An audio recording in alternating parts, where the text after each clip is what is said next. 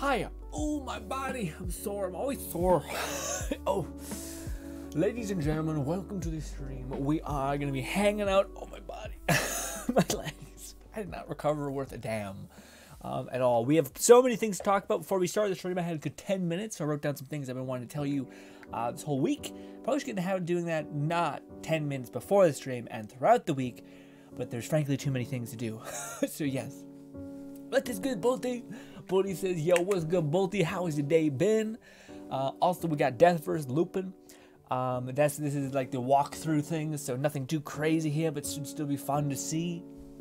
Also, we might actually have gameplay from our people. Maybe we'll switch this halfway and go check out Lone Syndicates or whomever is uploading cool gameplay clips. Also, I guess I could just make a time to scan through them all, download them all, and then be good to go. So I'm trying to think aloud here, forgive me. I do want to make a Deathverse video sooner rather than later on the Let It Die channel. But yes, also there's, yes, man, I don't know, I want to wait, I'll wait to talk about it, because it's one of the bigger things I want to talk to you guys about, because I want to see if you guys have any insight or info on what exactly is going on with this thing. And last, what is good, Bolty? How's your week been, buddy? Overall, yeah. Also, apparently what do you call it? I seen last night, I seen it a while ago, but it's crazy to see it in action. But, you know what's the Halloween movie with the three old ladies? It's called, like, not Twitches, that's some weird shit. It's like the Sisters or whatever. It's, I can't think of the name of it. Damn it. I love Halloween to bits, but I'm blanking on the name. Regardless, an old Halloween movie got rebooted essentially with a new cast, but with the same old villains. And I was blown away with how decent these people, like, this is an old ass show, and they like the people, technology, man, keeping people looking young as hell for a hot minute. If you have an exorbitant amount of wealth, probably, or ego issues, or not ego issues, whatever the word is, insecurity issues. Regardless, yes. Also, I don't know. I like the changes, by the way. I haven't played too many, I've been not doing anything besides making videos, which I want to talk to you guys about. That's the main thing I want to talk to you about. But I like the new changes that they've added. The little HUD in the top right corner, little person, little TV, coupled with the left-hand click, or the bottom left corner, sorry, with the thing being less noticeable. We've seen that a couple weeks before it was launched, or even hinted at when it was going to release. Also, yeah, everything looks clean. Clean. Can't wait to play on PC though. Hope it's just 60 frames per second goodness. Hopefully. Although I wonder how hopefully it's got controller support. That'd be a hellish nightmare if it didn't. But Let It Die did, so we should be good to go. Bodhi says, I'm alright. I now have time to watch some anime and do some more work. Hell yeah, what kind of anime you watching? What anime you be watching? I'm probably gonna jog tomorrow. Do you normally jog on a treadmill, Volty, or do you not normally jog in, like, running through a park or something in the open world kind of thing? Also, do you know what it's called when somebody would, like, walk a great distance? Not hitchhiking necessarily, but I think that sounds kind of what it is. What is that called? When somebody's like, oh, I'm going to walk, like, to the next town over. Like, I walk a decent amount. It's not hiking. Hiking is what I think of when you go into the mountains. Hike? I don't know what it is. Maybe it's hiking or hitchhiking. I feel like I'm missing a word that describes somebody, like, walking a great distance, and it's called something. Like, it's a journey almost, but I can't think of what it's called. It might be hiking. Or the one I just said, hitchhiking, maybe. Hitchhiking makes you seem like a hitchhiker. Hey, that kind of makes sense. I think I could associate hitchhiker with, also the armors are crazy, hitchhikers with a person who's, like, getting picked up on the side of the road or something, which is sketch. Super sketchy. Also, Lobulti says, I've been looking to watching Lycor's Recoil. Lycor's what's that? What's that one? That sounds familiar. What's it about? Premise me. Hit me. I'm debating on what I should watch next. I thought I was gonna watch the one that Fluff suggested and Bolty. Wait, no, maybe it was Red. I think it may have been Bolty. Yeah. What do you call it? The new, it was Belty, from Netflix, the Netflix cyberpunk thing. But I don't know if I want that right now. You know what I mean? Like, I'm not sure if you guys are the same way, but I think a lot of people like a lot of things, but there's moments when you don't really want that thing. Does that make sense? So like I like slice of life anime occasionally. I like power fantasy shows. I don't mind a show that gets a little bit dark and grimmous. I'm a little brutal. All that's fine, but I don't like it sometimes. Like sometimes I'm going through a little phase where I'm like, you know what? I just binged through 3 isekais that are all a bunch of power fantasy nonsense. Hit me with this wholesome, cute romance anime rom-com. Hit me with it. Ah! You know what I mean? So I don't know if I want to watch the one yet. the one thing. Also, we uploaded a video. Should you watch? What's it called? Moonlight Fantasy. We'll call it that. By the way, please talk to me about that show, man, because there's so many things. I definitely think the format of Should You Watch, which I have to upload next, maybe not tomorrow, but day after that probably. I think that should be a stream thing. So I think we might set aside a time piece in the Share Grid, maybe towards the end, where we just ramble and like get after, and then I edit and consolidate it together. Maybe, probably, hopefully. Also, what's good, Lone Syndicate? Lone Syndicate popping in saying, Grin, what's up? What's up with you? How was your day, Lone Syndicate? Hopefully good. What did you get up to today? Was it just a nice recovery day, or did you get after it? Oof. Oh, you're also excited for the Like Horrors Recoil. Okay.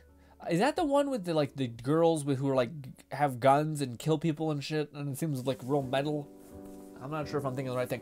Bodhi says, yeah, I don't want to watch the new season of Demon Slayer just because I had the other stuff to watch back then. Yeah, exactly. That's a good way to put it, where they're like, I just want a break from stuff. You know what I mean? Like, I feel like if you binge, like I have a lot of amazing shows I'm almost certain I will love. And I'm almost certain I love the Cyberpunk show because I like the dark and gritty kind of stuff a lot, you know, all that stuff. Well, as long as it's not just pointlessly dark and gritty, hopefully it has some sort of baseline, which it seems like it does. At the very least, intriguing. That's what I've heard a lot from the Cyberpunk show. But I really like the also this person who like there's a face on screen occasionally, it just strikes the chat. I'm like, person. Okay. But what do you call it? I have Skeleton Knight. I have the one that I think I'm gonna start watching, which is the Fruit of the Evolver, because I think it's niche enough to where people would be interested in it. But also Cyberpunk is kind of probably smart to do a video about that one. So yeah, yeah.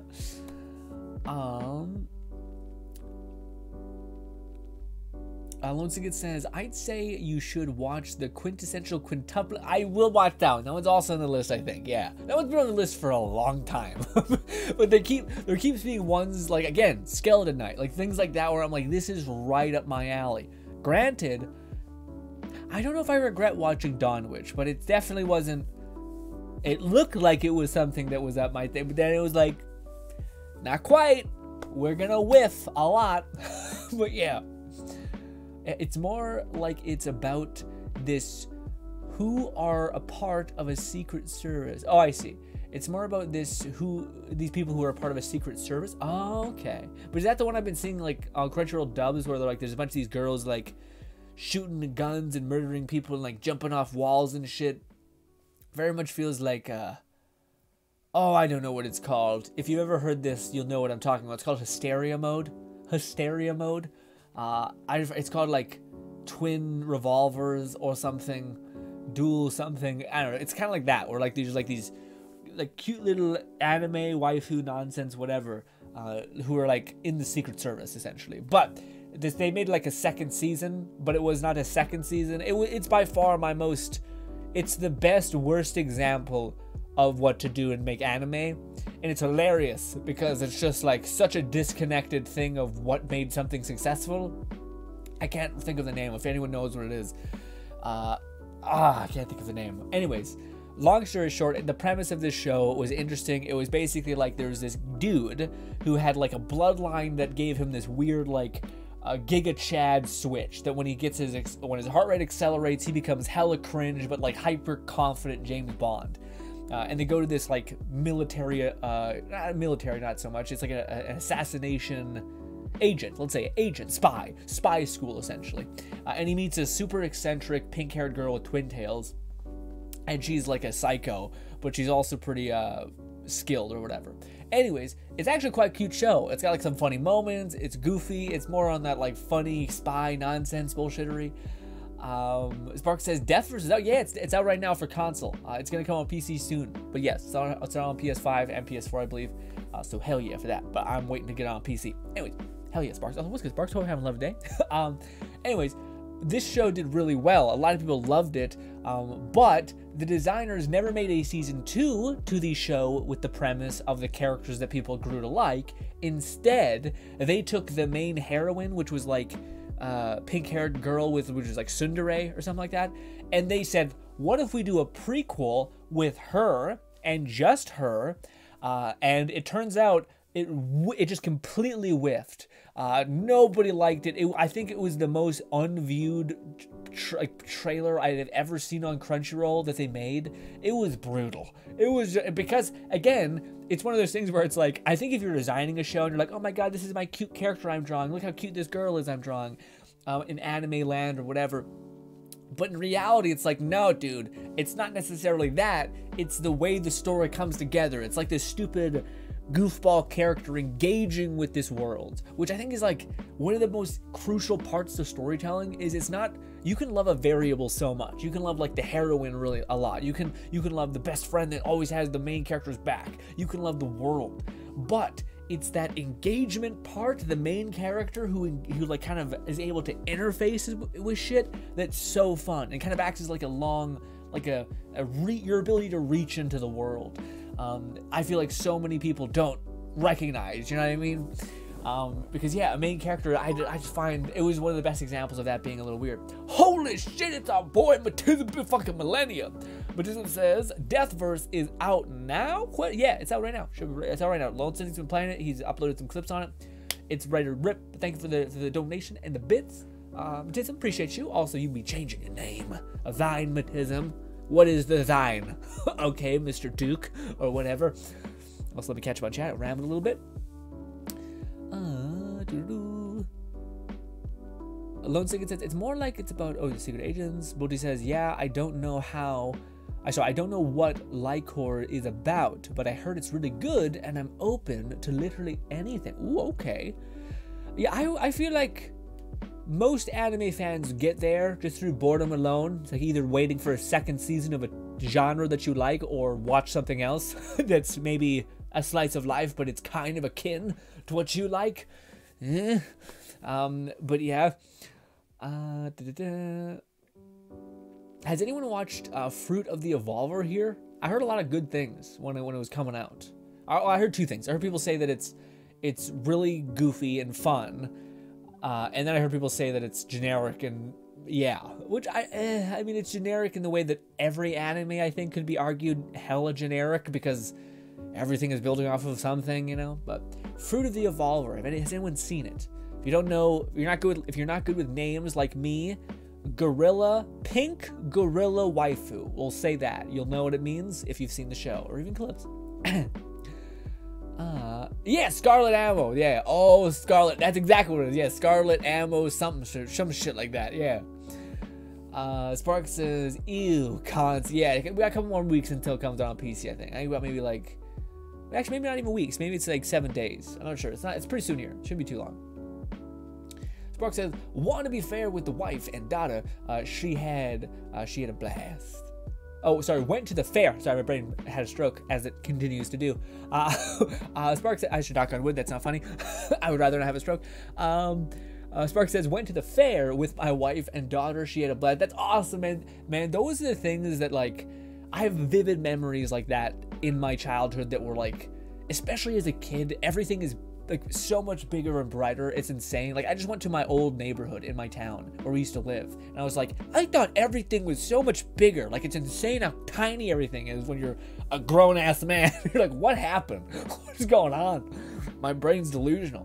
But I have those vivid memory sparks of like going to I don't know what it was exactly. I just have these things where, like, I remember walking. My parents were really nice about, like, adventuring when we were actually between the age of like 8 and like 15, which was, I think, the best possible point. But I remember going to water parks, having vivid memories of those. Just like the memory itself is just filled to the absolute brink of joy. Like, I think about it and I immediately get happy. We go into water parks and whatnot, and we didn't do this all the time. It was just like one hella good experience, or like a couple hella good experiences. Same thing with, I remember us walking, I think it was a giant lake, and there was like cotton candy on the side, and we were just walking around it, and it was a still, calm night with some beautiful like lanterns going around this lake, and it was just beautiful. And also I think it was like kind of like a pocket-sized fair. Like if you ran around this lake, there was a few little games hidden around. There's some cotton candy or popcorn, things like that. But those are the moments I think would define joy in a lot of ways. You know what I mean? Like some parents go buck wild with like putting your kid in sports and like getting after it in that way, which is good. It's good to have like goals, but those are the moments that like make you feel this is a good world. This is a beautiful world. That, you know what I mean? It's not competition. It's not who's gonna win. It's not how can I get ahead. It's just that this stillness and this beauty and this joy is wonderful. You know what I mean? So the fact that you gave that to your daughter is brilliant. Lindsay says, "What's wrong with the console spikes?"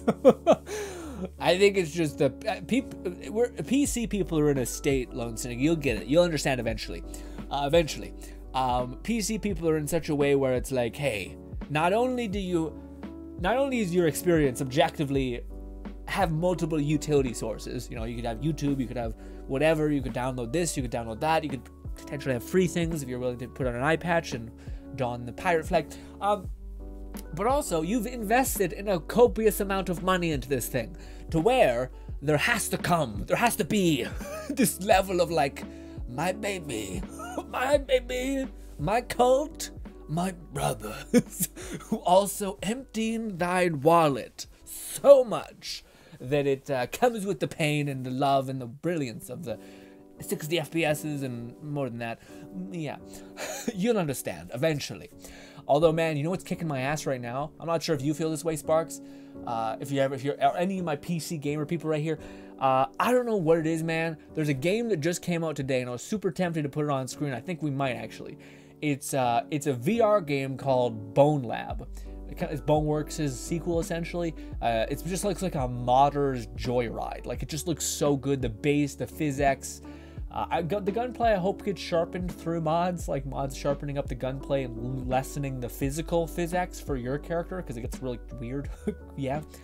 But man, that's the next thing to me where I'm like, that's the next frontier. Like, if you're a PC person, this is the next step, unfortunately. The only unfortunate bit is that it's like another $500 on whatever a $300 or $2,000 PC is. You know? Yeah, pain. But it does look like, I can't even, man. It just looks so good. Like, it looks like, yeah, it's like that same experience that we're talking about a little bit. Like when you're a kid, you're seeing something for the first time that like truly has some sort of like, holy shit, this is a thing. And I don't know. But also it's like, you get to spend that kind of money. Oh, dude, can you fit it? I understand there's a lot more hurdles besides just getting a PC. Besides money, it's like ability to play the VR game, etc. But man, I don't know. The more I see the VR stuff, the more, specifically Bone Lab, like if modders take that, and it seems like the creators of this game called Bone Lab, which just for quick TLDR, it's basically like a VR game that people have been waiting for a long time. Think of it like Gmod, that, and what that did to every kind of thing. It had so much utility. It had a physics engine, it had destructible environments, it had a racing car in it, so that people could basically mod everything. The only thing is, are they able to like create a modding community and create value structure that like the Nexus has done, where like you're able to get endorsements, you're able to get paid by your mod creation. I would love to talk to Red about this, but regardless, it's basically just a physics engine that has a lot of modding tools that they're going to slowly start to release as launch comes out, and you can like have avatars in this VR world. So, but unlike what do you call it? Was it not just chatting? VR chat, I think it's what it's called. Unlike VR chat, where yeah, you can have an AI or like a model.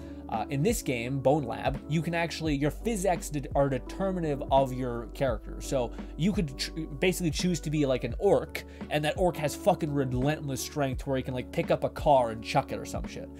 And to feel like, and there's already good gunplay. I don't know if there's multiplayer. I think it could have multiplayer in it.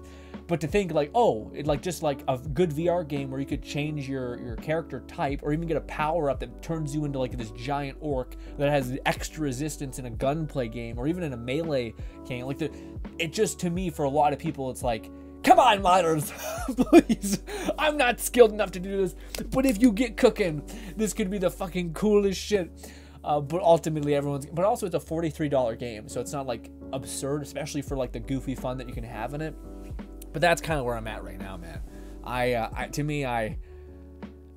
to me is the next big jump to be like, and I think Bone Labs has made it to a point where like, oh no, this is, theoretically it's like infinite growth. You know what I mean? You spend 40, yeah, you have to eat the cost on the VR system and the PC, but if you already have a PC, you actually have to eat the cost on the VR helmet, which is still expensive. But if you have, with Bone Labs, to me, it opens up the possibility of, oh wait, because Half-Life Alyx to me looked really cool, but it was like, it had like weird horror like moments in it, or like you're hiding from like a thing that's like a clicker that can follow you, and I'm like, fuck you. No, I'm not gonna get scared. That scared in real life, no. But if you get Bone Lab, theoretically you have access to like infinite growth, infinite game modes, gunplay, racing simulators. Like, that was the one thing that VR to me is lacking, is like a true buffet of content for your friends to do every night. And that's kind of a symptom of, or that's kind of a cue in regards to, what's it called? VR chat. Like, VR chat's one of the most consistent, stabilized things in the entirety of the VR community world, whatever, games. It's like has the highest concurrent player base, all those things. And it's because it basically empowered mods, people creating a world, and there's things for you to do. But there's no like gameplay things for you to do, really. Like, there's like, you can sit at a diner, you can kind of slightly play a video game, you can do horror games, kind of, but not like Bone Lab where there's like literally physics. There's like actual racing car game. You can like pull yourself up things. You can like swing off of ropes, grab other ropes. The gunplay seems pretty good outside of the finger just being super out every single time you go to press. It looks really weird, but other than that, it looks fine.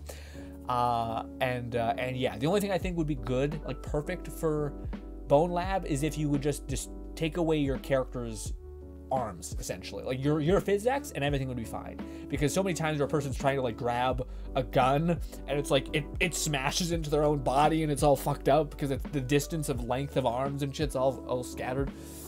Anyways, that to me is the next step. So I want to ask Sparks or anyone else who's a PC person, do you feel the same way, or you're like, nah, VR ain't my thing yet? But I feel like if you've seen this game, you might be like, if that looks like that could be a hell of a good night for like 3 years going, if the modding community develops. Fingers crossed they don't burn any bridge or hurt anybody. Spark says, once you go to PC, you'll never go back. Nothing wrong with console. It just has many benefits. I was about to say, many benefits make it so like, it just feels like, no thank you. No thank you. Until God of War comes out and you're like, ooh. Medism says, I'm starting a new DLC from Hellpoint. Ooh, nice. I've heard a lot about Hellpoint. Also, did that one game come out already? That one game, what is it called? It's it's like the Dead Space game that I've heard a lot of people that, I'm not sure if it's out now or if it's getting close, but it looked like it was good. Lone Singlet says, I have been climbing the ranks since there's no tower in sight. I know.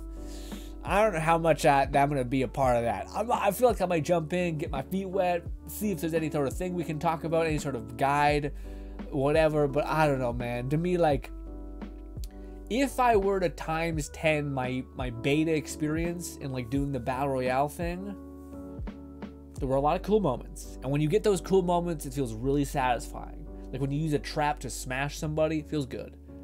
But in Deathverse, if I were to take the same time investment that I spent in Let It Die, going tower to tower or like room to room, collecting resources, funneling that into my character, looking cool, doing that all again, yeah.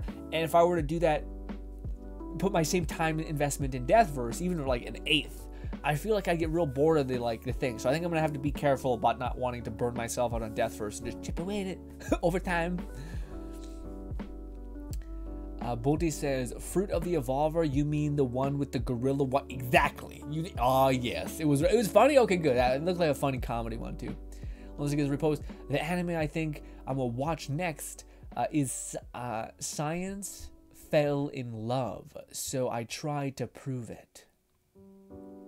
Science Fell in Love, so I tried it. What is that? What is it about? You can't hit me with a title and not tell me what it's about. Even just a quick synopsis. What's happening? What are its fundamentals? Is it isekai? Is it some sort of comedy? What's happening? Spark says, I spent enough for like 8 to 10 consoles on my PC. Never want to buy another one. Ooh, but that's the console you mean. I was about to say, you might, in a couple years, you might need a little bit of an upgrade, but that little bit of an upgrade turned into a whole ass PC, apparently.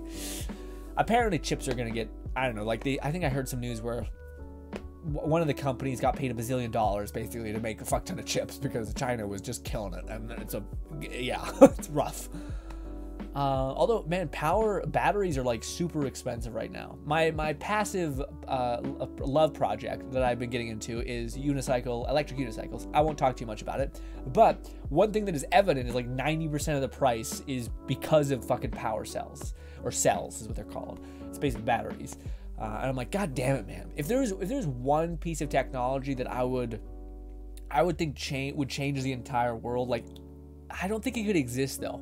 And if there's any technology I think that would change the world, it wouldn't be necessarily electric cars. It wouldn't necessarily be something like to cleanse the gas, like the ecosystem or something like that, or not even like necessarily a weather machine, nothing like that.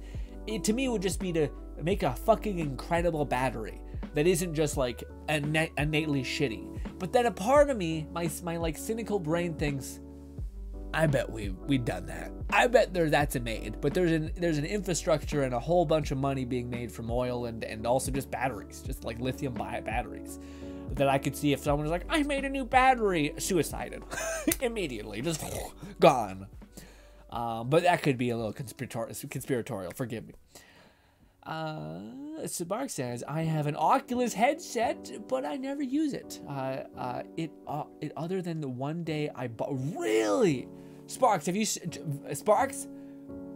Wait, before you say it says VR could be the future if it advances. Sparks, can you Google real quick, or YouTube real quick? Bone Lab is what it's called. Hit me with it. Hit me with it and tell me what you think. Because to me, man, it looks like at this, well, it kind of looks like Gary's mod, I'll be honest. It kind of looks like it has Gary mods vibes, but also make sure you're watching it on PC and not like the Quest, which is like fucking, it's not great. But yeah, that one looks great. Like it looks clean, looks efficient, yeah. Like to me, my whole thing is if I can avoid buying a PS5 and instead buy an Oculus or any of the other ones, then yeah, I'm good. I'd be happy. Although, isn't the Quest have like so much stuff built in to where you only really need the Quest? And if that's the case, couldn't they make something that like utilizes the Quest's power, or like RAM or whatever, CPU, but also leverage the power of a PC so that you could kind of get double rather than not?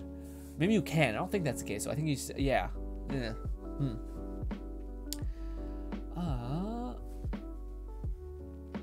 Booty says, I felt like VR is not as worth as you might think. Eventually you just stop using it, and then it just lays there and you look into your eyes and it tells you that you wasted $1,000 That's also pretty true, man. But I don't know why. I've yet to be that kind of person.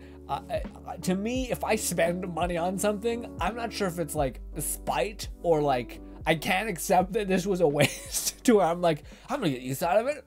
I'm gonna make time to figure it out. Oh man, that's brutal. But yeah, to me, I don't know, the Oculus one seems like less of that because I think it depends on detonation and community. I think that like, cause that, if you think about it, I think that's the Oculus's strength. I think some people go with like, it's immersive. Same shit we were fed when people keep like spending bazillions of dollars on games and increasing the graphics and then not increasing any of the systems or gameplay elements in the game at all.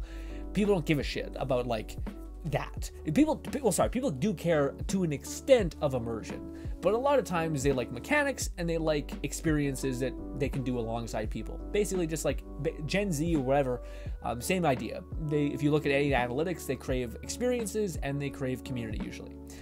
Those are the two things that are at a loss, especially with social media. Communities feels quite distant, and that's a way to bridge the gap, and also experiences, because we've grown up seeing people with Lamborghinis so much that it just feels empty.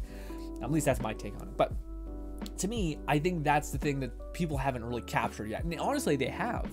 A lot of people with like various issues or just even social proclivities or maybe self-esteem issues or whatever use VR as kind of like a training ring to just kind of hang out.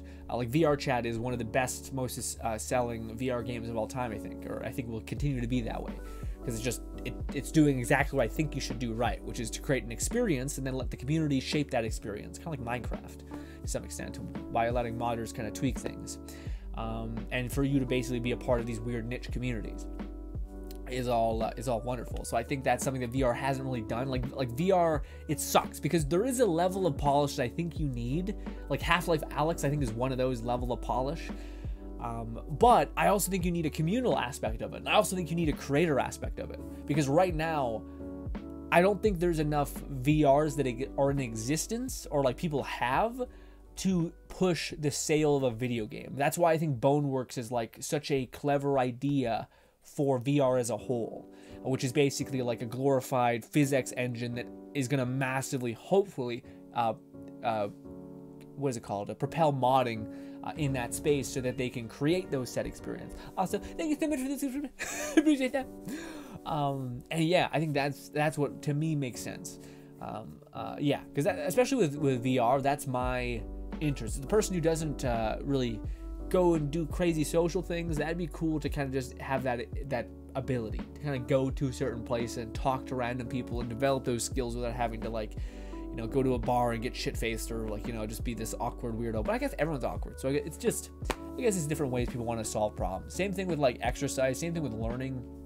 I feel like VR could be leveraged in a way that isn't necessarily being leveraged, because I think that's what it is. I think there's a level of entertainment versus convenience that I don't think VR really is in the proper equation. Like, to set this up, to put it on your head, to put the gloves on, opposed to just click. You're already using your PC, click open, what is it called? Dota or not Tower Fantasy, but even Tower Fantasy. What was that game that everyone plays? It's like a nightmare hell that people hate, League. Same thing, you open up real quick, you play 2 games. If it's a card game, you play 2 games, you're done. You go back to doing your work or looking at YouTube videos, whatever it could be. So it's just easy entertainment. Whereas I think VR is a little more involved, and therefore people don't really want to do it. Matism. Oh, also, Bo, did you also have a VR headset? Matism says, how much is Deathverse? I think it's free. It's free game. Oh, also, thank you so much for the hydrate. Appreciate you, Sparks. Not so appreciated for the status points. If you're here to hold me accountable, and don't you dare try to offload that on somebody else.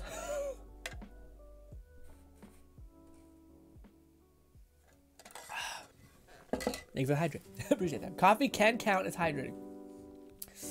Whew. Lone Syndicate says, it's about these 2 scientists who are in love with each other but use science to prove it. Anime is weird, but it sounds pretty cool. I'm getting love is war vibes, but I'm not sure. Interesting, though. Is it old? Matism says, time to play Deathverse and spend all my money on it. Don't do that. Don't do that, please. Matism says, oh yes, Peter Griffin is now in Let It Die. What? What? Excuse me? Did they add a chunky boy or something? Or what's happening? Spark says, Bone Lab looks insane. I'll give it... Let's go! Let's go. A Bone Lab looks insane. I'll give it a try at some point. It looks like a Ready Player One. Get right. You can play whatever you want. You can also, like, you have this little thing that you can switch characters. I'm happy. I was sitting here talking for like 20 minutes. No one said shit. I was like, this could just be a me thing. I could just see the game and think, holy shit, this is crazy. But yeah, the fact that somebody else had that experience of like, okay, let's do it. It makes me happy. Thank you, Sparks, for even just enabling me. Lensing, it says, also, Matism, if you have any clips, Matism, Lone Sing is saying you could put them in the Let It Die tab on a consolidated video and talk and show them off, essentially. So yes. What's good, Sting? Sting says, Sting is that a wave? That's a chibi wave, I think. What's good, Sting? How you been? Matism says, my PS4 is yelling at me. It doesn't have enough space for Deathverse. We gotta make some space. Matism says, one of the announcers. Oh, I see. Yeah. I got it. So yeah. In Deathverse, there's a chunky monkey guy. I mean, does he look like Peter Griffin? He has one little monocle. Maybe. Okay. I'll allow it. It says, no, Grin. It's not old. It came out in 2020. It has a second season. And it came out this year. Huh. Okay. Spark says, I got plenty of points and I'll stick around till the house. Great. I was hoping there would be some people. A lot of people don't stay here. They're like, hey, Grant, what's good? I'm like, love you. And they're like, love you too, bye. And it's quick. It's painless. But we'll see. We'll see, Spark. What if I just kept marathoning the stream just so I didn't have to do 10 push-ups? Brutal. Oh, you have more points. Great. Oh, great. Bodhi says, I'm ahead to sleep. Yeah, get some sleep, Bodhi. Thank you so much for hanging out and talking to me. Appreciate you. Bodhi's been the unsung hero for the beginning part of the streams where I'm like, nobody's here. Ooh. Yeah. And Bodhi shows up, so I'm like, oh, thank God, someone. So I'm not just... Which is weird, because I did like 8 years of just like talking to myself, hanging out. But you guys, especially in Streamland, have conditioned me to be like, where's my person that I can genuinely engage with? Lone Syndicate says, do you have 1,600 and 600? Okay, yeah. Lots of points. 160k points. Wild. Also, can we talk just take a little side detour?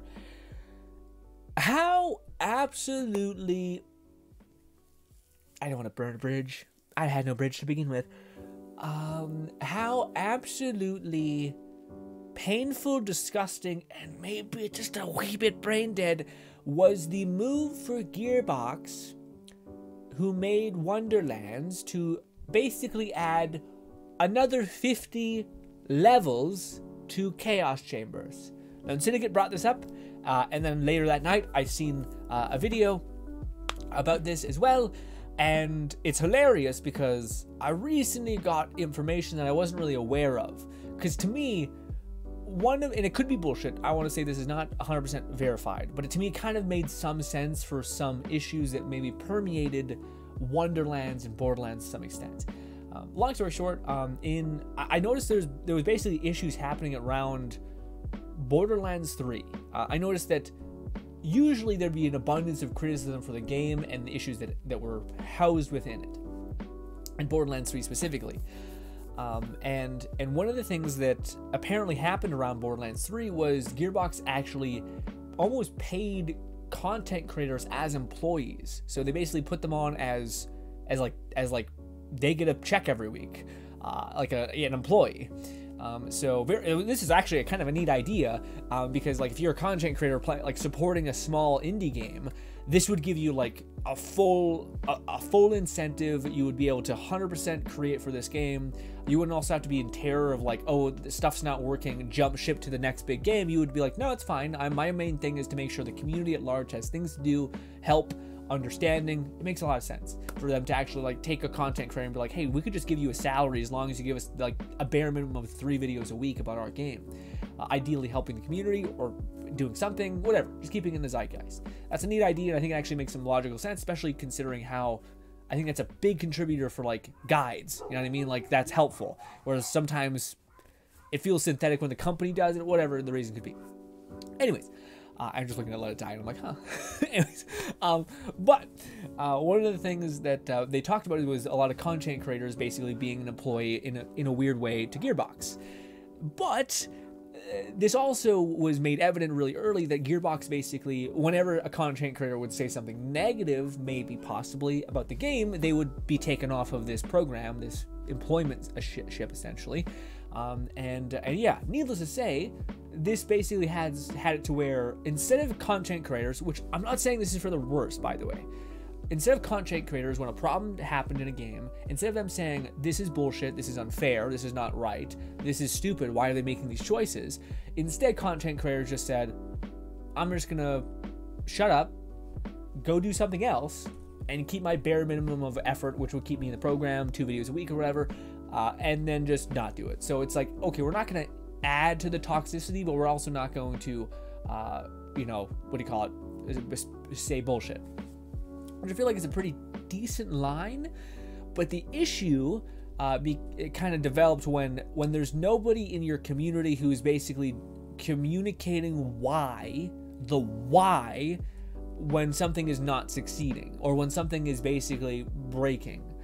And essentially, this was the thing that people said that it took over to Wonderlands, where basically in Wonderlands, those same creators were on the hook to basically talk up Wonderlands and all of these things. And a lot of creators, I found it funny because I thought, man, there's a lot of Gearbox game creators who are extraordinarily polite now, who are just like not saying nearly anything toxic. And this might be a thing, this may not be a thing, this is kind of rumors. Just take this all with a grain of salt, right?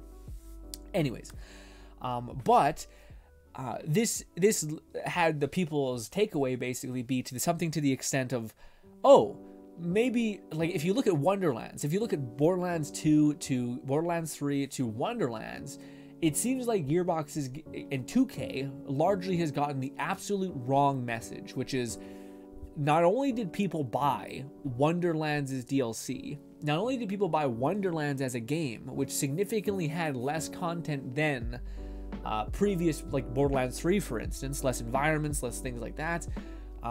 It also had less extraordinary endgame support as well. Like Borderlands 3 added raid bosses, it did the whole shebang. It had DLCs, but Wonderlands sold incredibly well and had none of that. And I think Gearbox's this is people's fear, basically, which is Gearbox not realizing how frustrated the community is with them, essentially. And how much, like, yeah, Wonderlands did well because it had a really cool premise of magic in a Borderlands game. But I don't know about you guys, but would you guys buy another Wonderlands game, basically? I love Borderlands to bits, but to me, man,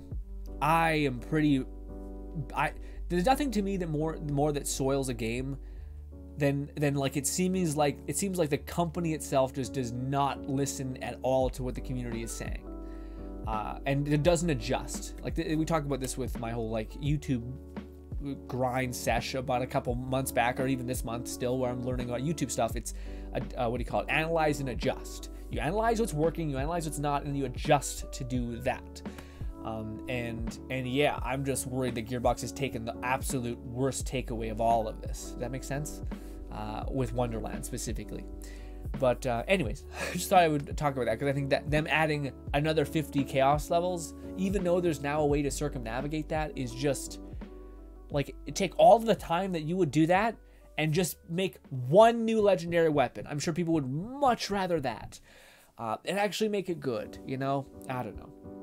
I feel like I might be, like, yeah, burning bridges here, but it's fine. I'm honestly, yeah, as much as I like Wonderlands a lot, and I like Gearbox a lot, and I like their games, I just feel like, yeah, Wonderlands makes me sad when I think about it, basically. And also, like, if this train keeps up, where each game we get less and everything costs more money, I'm just gonna get jaded as a consumer, you know what I mean?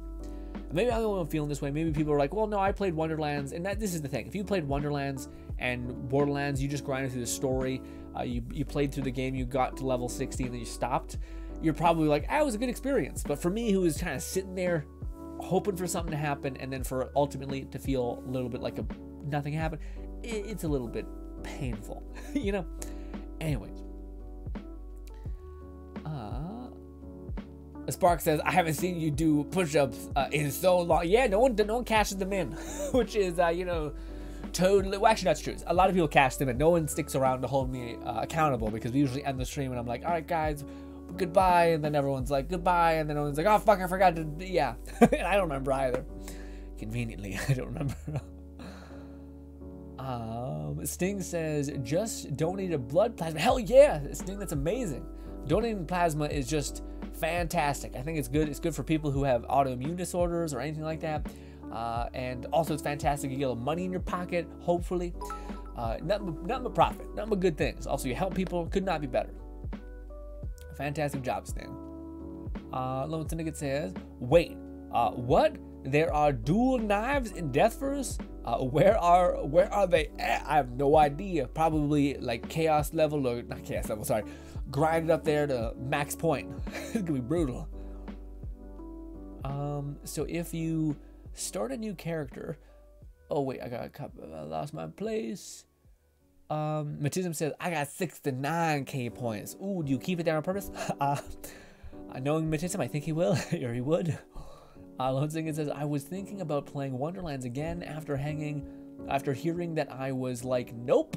And you can skip to floor 100, yeah, if you go through each floor. Yeah, it was to me, it's like one of the worst one of the things that they apparently added, which was in Wonderlands, you guys didn't hear, chaos levels were a grind to get through. Most people didn't make it past chaos level 20. But with the new update, they've increased the chaos levels to 99 or 100 chaos levels. And what they've done is they've made it so that basically you can grind, I think it takes 10 attempts to get to 50. So they decreased the amount of attempts to get to 50.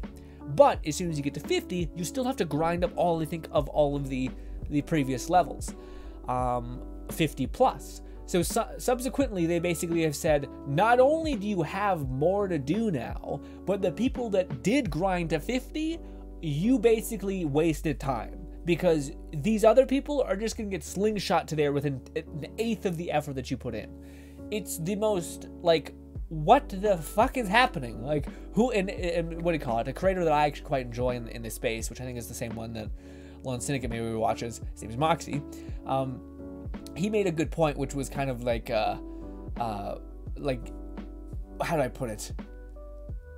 At least they're still supporting the game, but it seems like they're getting the complete wrong, or no, that's what he said. He said that it seems like they're like holding true to the course that they made for Wonderlands. Like, if you think about it, nothing was really deviated or adapted to. It was like as if this plan was made years in advance, and there's like 3 people being like, I'm sorry, I can't do anything but hit go. I know.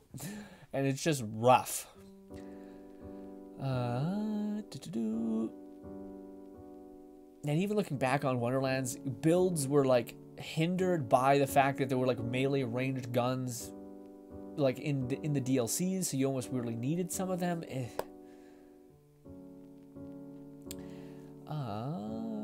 Lone Syndicate says, so if you start a new character, you gotta climb to 1 to 100 and let it die all over again, but it's less fun.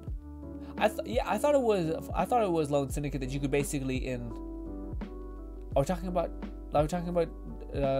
chaos level? I think so. Yeah, I thought you could get like the way I thought Moxie described it was basically you get 10. So like instead of grinding all the way up to 100, people can now basically super jump to 50, chaos level 50, and then get all the way up individually by creaking up there, which is brutal. Oh, thank you so much for the bits, Matism. Matism says, alright, I'm head out. Got some Deathverse to play, and then you're gonna, oh, it's downloading, sorry, and then you're gonna go and play it. Thank you so much for stopping by, Matism. Appreciate you. Hopefully we can keep up again, because yeah, it's a hot minute. I wish we could talk more about what's happening in your life. Maybe next time. Enjoy whatever you got going on.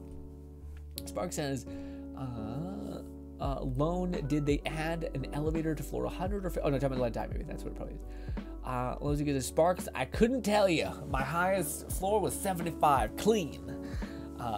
Also, Sting says, no, they have not. Yeah, man, that would... Yeah, I should learn from those other creators and just be like, just don't say it. You know, I got something like, hey, that would have been a pretty good thing to do alongside the release of Deathverse to kind of pay it forward to the OG Let It Die people. To be like, hey, we know this game is different and a little weird, but if you give it a chance, we'll give you the couple nice quality of life things like elevator to 100 and stuff like that. Which I always found was weird because they're like their whole sentiment to doing that, to like supporting the game was basically what was it? It was how was it? It was basically like log in and download the game, and if we get to a certain download point, we'll give you certain benefits. But that's not how value creation works. You give your community value, and then people load in to play that value. It's not like people, all you would do is synthetically boost your numbers for a very short amount of time, and then everything would go away. Like you get no concurrent value coming in. Yeah. Spark says, thanks, I quit Let It Die because I hated climbing to floor 150 to start the grind. Yeah, man, that's wild. First of all, people who make it that far is just insane to me. You're just built different. You're just, the fact that you can even like, that's like well, it depends on how good you are and skill level, but still, I feel like it'd just be such a trek. Also, god damn you, Sparks.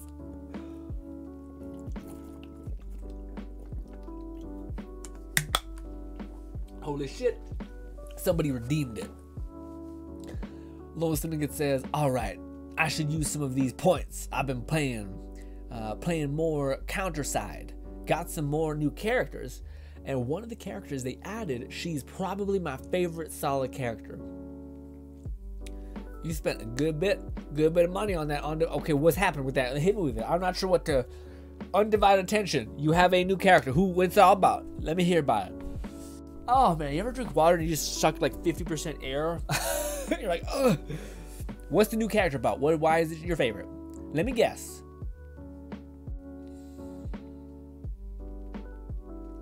Maybe Twin Tails. Maybe also powerful ass woman. Maybe also. All I remember is what are some of Lone Syndicate's favorite characters from Genshin, which I think is like Eula. Maybe. I don't know, Eula, and I think he mentioned about Cobalt, that he liked the Twin Tails. I don't really know if I know Lone Syndicate's type. I think woman or girl is type, frankly. But yeah, wonder why this one was so cool looking to you. Oh, it's okay. That's cheating. So you can't say it's my favorite soldier character. That's weird. It's my favorite teacher character. It's like, how many characters teachers do you know? What? Spark says, so if I redeem status points, then more. Yeah, it's sets of push-ups. So we do 10 sets of push-ups, but it's in. I'm not gonna kill myself. I'm not gonna do 30 push-ups in a row or 50 push-ups in a row. I'm a 200-pound boy. Okay, no. But I can do set to 10, and we'll work our way at the end of the stream. If you're here, yeah, 30 sets or 30 groups of 10. What is it? 3 sets. Right now it's 3 sets of 10. That's what it's at.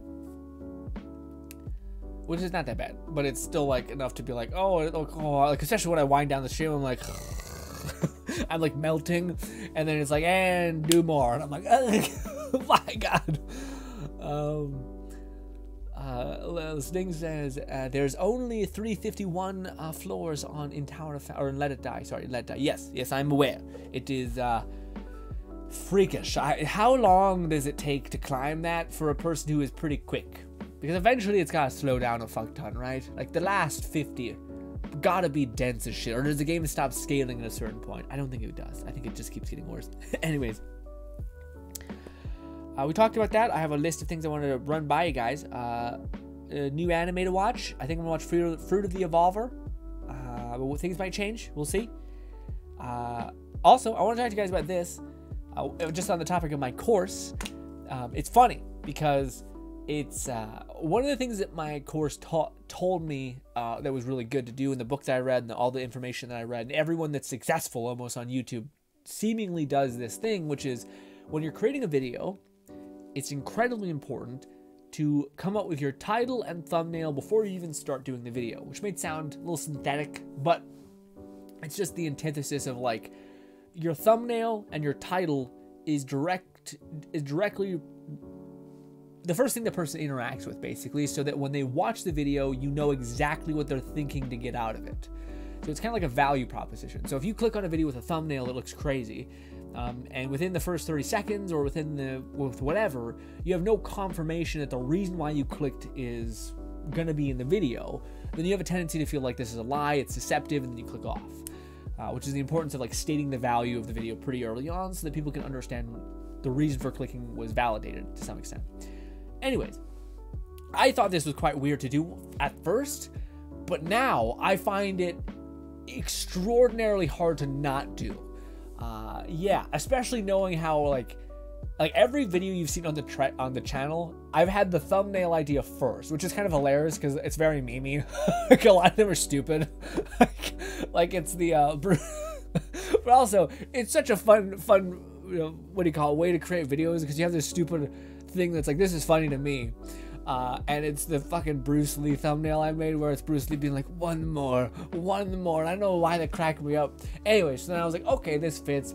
Maybe it's not the most intriguing, more kind of funny, but granted, I think a lot of the Tower Fantasy community is quite memey as well.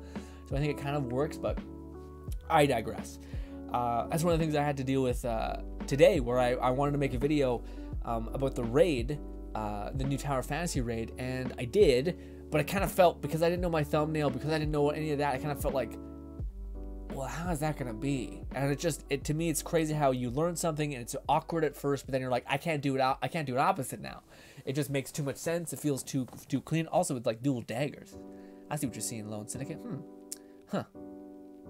It's funny because those are the base. I wonder, that must be like the daggers must be like the punch gloves, I guess. Or maybe they're like a dual knife. We haven't seen that attack pattern yet. But anyways.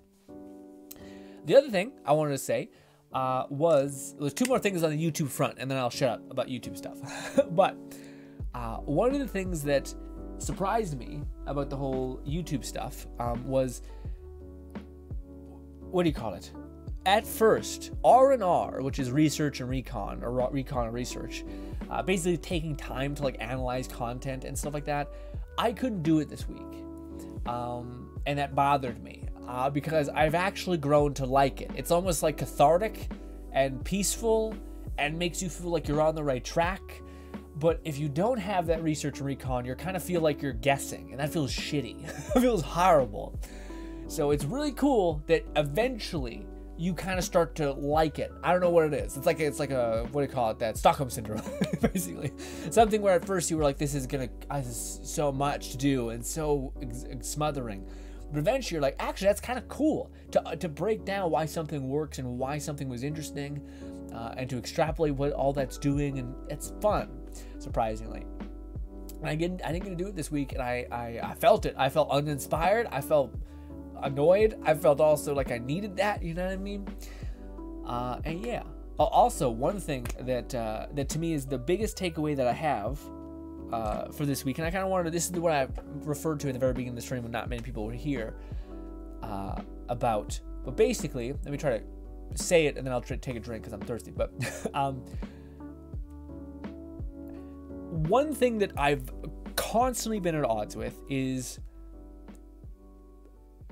the ability to get stuff done, I guess. Like, to me, I've always had way more focus and resilience to do things that I otherwise do not want to do than sense and reason for why maybe it's not a good idea to do those. Does that make sense? So like something not working and something being shitty and something being unenjoyable to do has never been a metric that's usually stopped me from doing something. But the thing is that those are usually determining factors for inefficiency and like aiming at the wrong thing, essentially. So like for instance today, I had the situation where what exactly was it? I made this Tower Fantasy video. Basically, I slept in a little bit because I was really overworked and tired because of exercise stuff that I accidentally pushed myself too hard. So I slept in. That pushed back my time enough to where I couldn't at 12 p.m. make my thumbnail and then upload it at 1 p.m. or whatever it ends up being. It takes a long time. and I couldn't do that. So instead, one of the things I forgot to do last night as well is basically grind Tower Fantasy. All stupid things, nothing needs to be done here, but these are things that I'm like, if I want to keep my progression going, I have to grind Tower Fantasy, and I wanted to make this video today, and I have to make a thumbnail, and it starts climbing, you're like, I'm losing hours in the day, and then I gotta stream in a couple hours, and it starts getting away from you, and you're like, oh shit. So then, I jumped into Tower Fantasy, and for the first time in a while, Tower Fantasy, I did not want to play it at all. I was like, I'd much rather be making a thumbnail, I'd much rather be making this video, but that fucking stupid resin maxed out bullshit that's basically made to do that just makes me despise resin. Let me play when I have time to play. And yes, it can be fun. Yes, it can be like keeping you focused. It can be a metric in which you're like, yeah, I made it happen, so then I got a value out of it. But yeah, to me, I got the first time when I was playing Tower Fantasy where I was actually not wanting to play it. Especially grinding stupid fucking weapon parts, and also not having any weapons leveled up because I'm waiting to level up Cobalt B, hopefully if we get her. Anyways, and then I had like very little time because I still wanted to make this video that I wanted to make in Tower Fantasy about the raid. So, and doing the voiceover and editing takes so much longer than you think. Anyways, so then I went to do the thumbnail for today's video, which is the Share or Grin video. And I've had that issue of like, I'm spent, I'm tired, I'm frustrated, but I still am going to try to put my head down, grind out this thumbnail and make it. I didn't really feel inspired. Like I said, I didn't make the thumbnail beforehand. That's why I brought that up, by the way, is because I had no thumbnail to basically make for it. So I had to come up with it on the fly, which was awful. Because the thumbnail is like the most important thing to a video, because if you don't have a good thumbnail, everything else doesn't matter because no one's going to click on it. So it's a problem. So the one thing that I basically rushed through and shit the bed on, I don't think it's a good thumbnail. I don't think it's very interesting. I did. And to me, that's what I mean by having the ability to like to grind through something is not as valuable as reason and sense. I don't know why, but a part of me really wants to at least have made it 1 week whilst having uploaded a video every day, essentially, on any of our, well, not any, on Share or Grin or Brothers Grin, our two actual content channels, and have those videos be pretty decent, or if not good. So I want to do a week of where every single time I upload a video, just to see if I can do it. Like, I can go through the process, I can do it. So I want to get that achievement, so I know in the back of my head I can do this, but simultaneously, the most logical and the best sense of reason that I could have done today was just say, the video that's coming out today is going to have to come out tomorrow. That way, I can deal with the weird Tower Fantasy thing. I can actually make a good raid video. And then tomorrow morning, I can just focus on making a thumbnail for that video and then enjoying the rest of my day. Maybe, if I'm curious and creative, I'll maybe work on the Let It Die video, consolidating your guys' clips. I could have done that, but I didn't. Instead, I rushed through it. I got out something I don't even think is going to succeed. I could go back and change it. I might. And yeah, it's just, to me, it's one of those lessons that as much as being resistant and being able to suffer, it's funny because I think maybe it's just the circumstances I find myself in. I find myself in like not circumstance, sorry. I find myself in a culture, YouTube rabbit hole, environment, whatever, that has a lot of like hustle porn, basically. Like people being like, get after it, to live is to go through things and to come out the other side, all that kind of stuff. But the more I think about it, the more like, why, if you can make a smart choice, if you can make a logical choice, if you can account for the reason and the understanding of the world in which you can actually not suffer, that's great. That's probably where you should aim. I feel like we should focus on that. And that's something that I find I don't hear a lot about people being like, well, what are you optimizing for? Slow down. Like if this ends up not working, the cost of you uploading something that with a thumbnail that's kind of bad is like you didn't even make a video. Like all the time you put into it means nothing. So this is something that is also the antithesis of make your thumbnail and title first, because it's one of the most crucial parts of it. And then learn how to make good content that's engaging. I'm kind of talking to myself right now. Sorry, I'm just trying to break down what the lesson was, essentially. What it basically is, I shouldn't feel rushed, especially when the answer that I'm gonna get is gonna be wrong. And also, but I'm happy that I'm pretty sure I'm gonna be able to do this thing that I said, which is basically upload a video every single day this week and be good to go. Anywho, let me drink some coffee before I go. Not go. We're not gonna go. Sorry, we're gonna keep talking. Shit.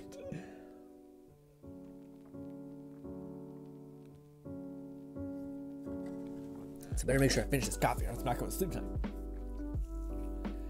Lone Ziggett says she is a maid whose name is Varka, whose maid outfit is just straps in armor bags. Okay, makes sense. And she has pink hair, rocking a shotgun with a bayonet. So wait, she is a maid whose name is Varka, who has a maid outfit, but it's just straps. So it's ammo bags. So is she like? How do you know she's a maid? Because it sounds like she's wearing nothing. Does she have one of those frills? Is that what like a maid? Is that what happened? Although, never changed, Lone Syndicate. Lone Syndicate says she also has this one ability where when her HP reaches 0, she gains 7 seconds of invincibility. Makes the most sense for somebody who just has straps and ammo bags and pink. Yeah, okay. Unless maybe I'm the one getting all fucked up, and maybe she's wearing a maid outfit and then also has ammo straps and pouches. But it was weird that like it said whose maid outfit just is just strapped. Yeah, that makes sense. I feel like I'm extrapolating the right information. Yeah.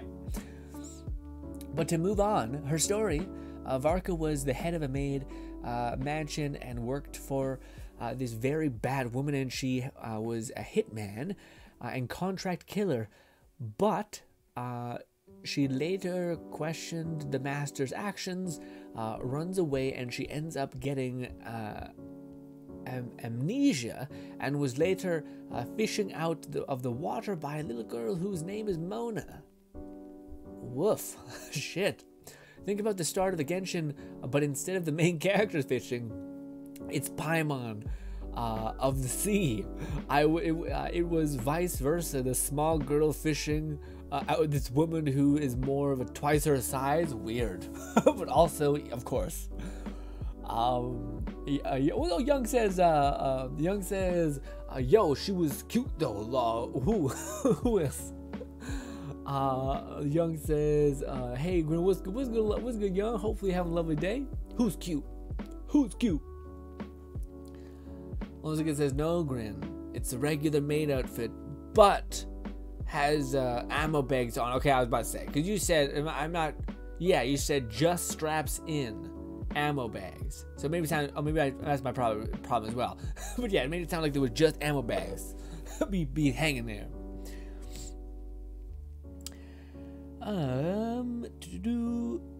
Oh, also, by the way, I think I want to tell you guys, I'm hyped about it. I had receding gums because I think I just brushed too hard. But because when COVID happened, I hadn't went to the dentist in like 2 years. But that's because COVID happened and we were all just like hanging in there. So I got a water flosser. I told you guys that a long time ago, and I got the what's it called? Oscillating toothbrush, electric toothbrush, basically. An aura brush, basically. And I'm happy to report, I went to do a checkup. Dentist was like, what the fuck's happening? Your gums are receding, your gum are coming back to normal, and you have like no plaque buildup. And I was like, let's fucking go. So your boy's teeth be clean. Your boy's teeth have not been rotting, thank God. Took what is it? I'm 25. Took 23 years to value my teeth. I shouldn't say value. I just, I had a cavity every other thing, unfortunately.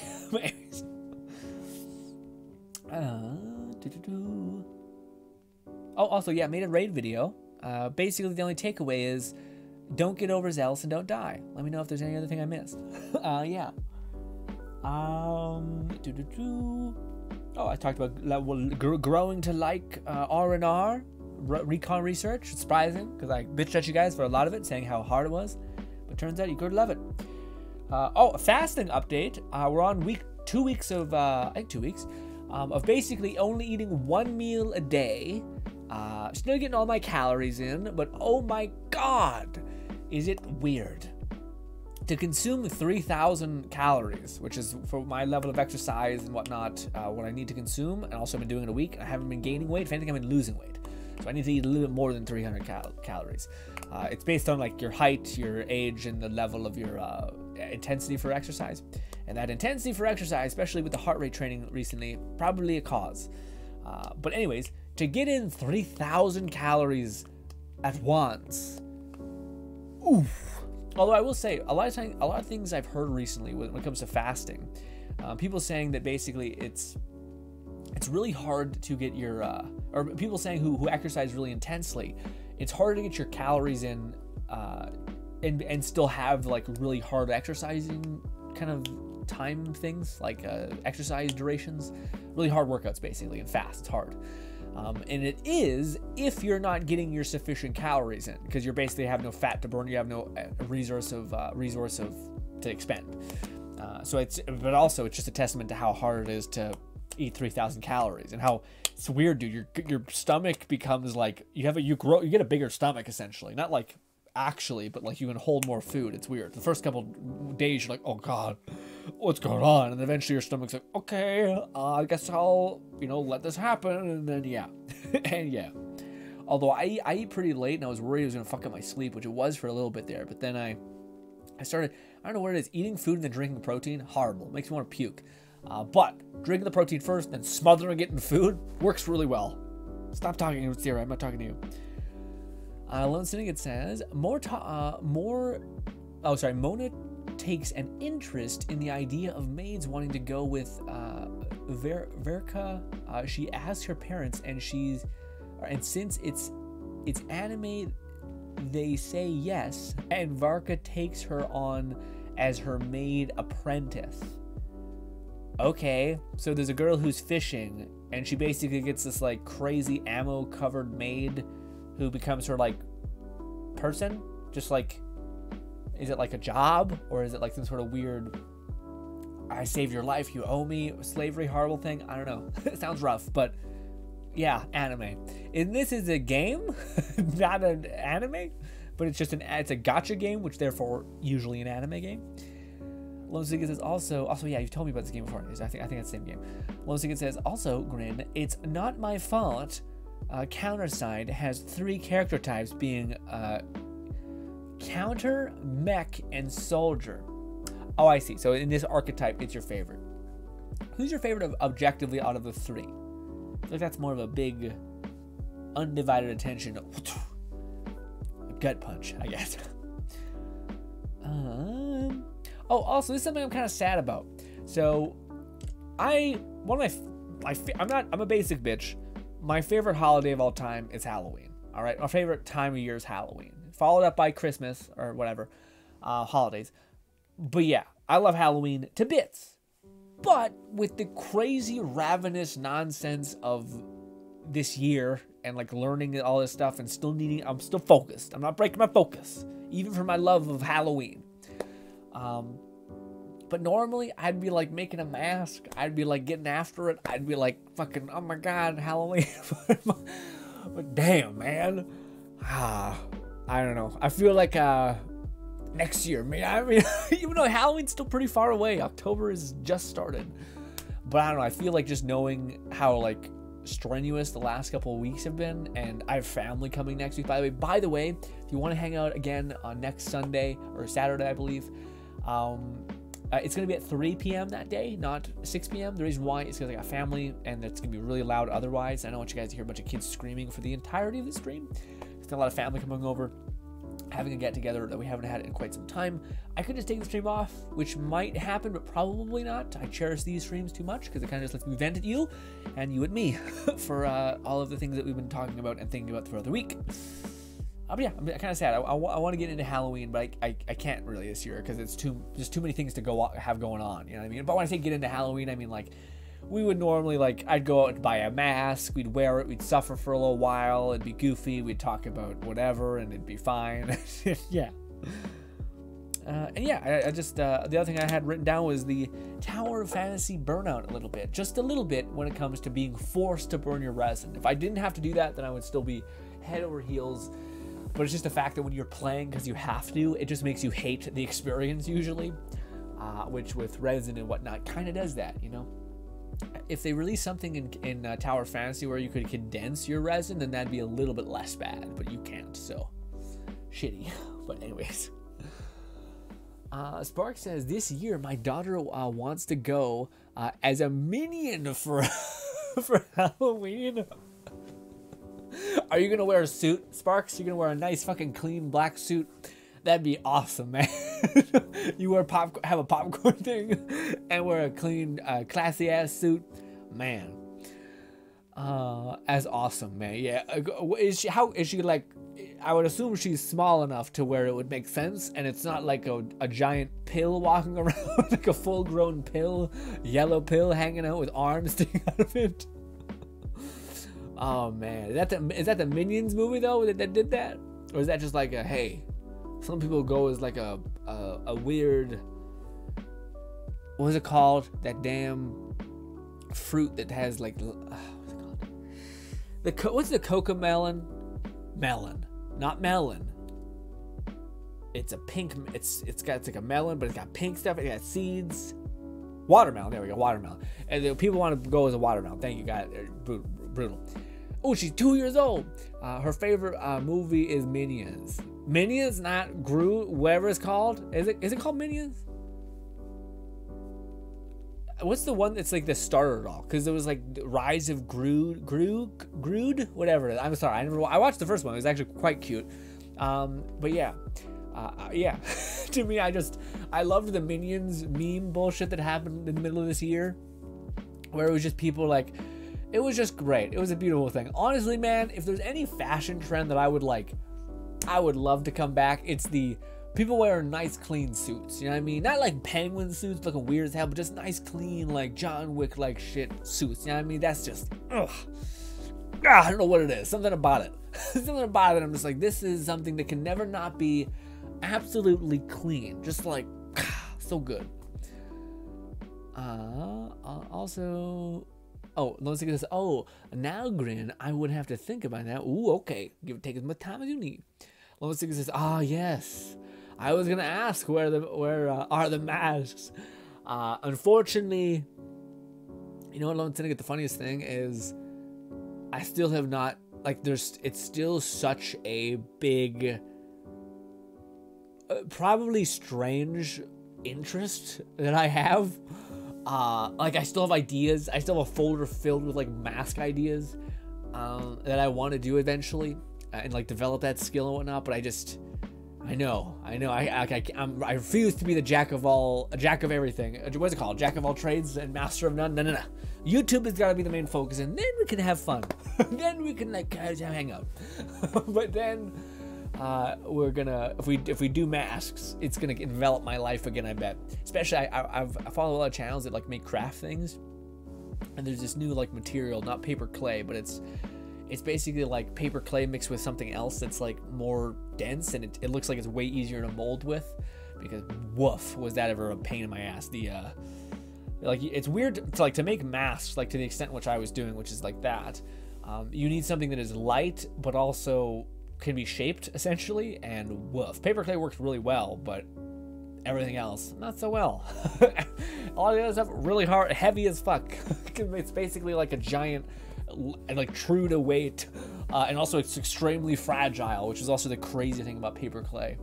Especially now, I just know more about like reinforcing things. Like if I put carbon fiber or even just paracord, tiny little shredded strings in my clay mixture as my base, it would be even more fucking durable because they'd have connected strands basically. I'm thinking about it. You don't even like, dude, as soon as I get this YouTube thing rolling, I'm looking along the horizon being like, maybe, I don't even want to say it, maybe we do the mask thing. That's not what I was thinking. But also maybe we make a channel where I become less of a hermit and go on adventures with an electric unicycle and like go up mountains and shit, and get some absolutely aesthetic shots. Because man, there's two things. Okay, can I tell you guys something that like I genuinely think would be extraordinarily successful on YouTube immediately? And it sucks because none of these things that's easy to do necessarily, but I think they would have an audience. So for instance, one of the things when you're like training in something, it's almost like you being like, how do you shoot a basketball or something like that? Or how to, create a business. Maybe that's better, a kind of alignment. There's like a baseline information about how you would do that. So then when you go and do other things in life, your passive brain is still knows that information. It still knows how to consolidate those things. So it's doing that on the side.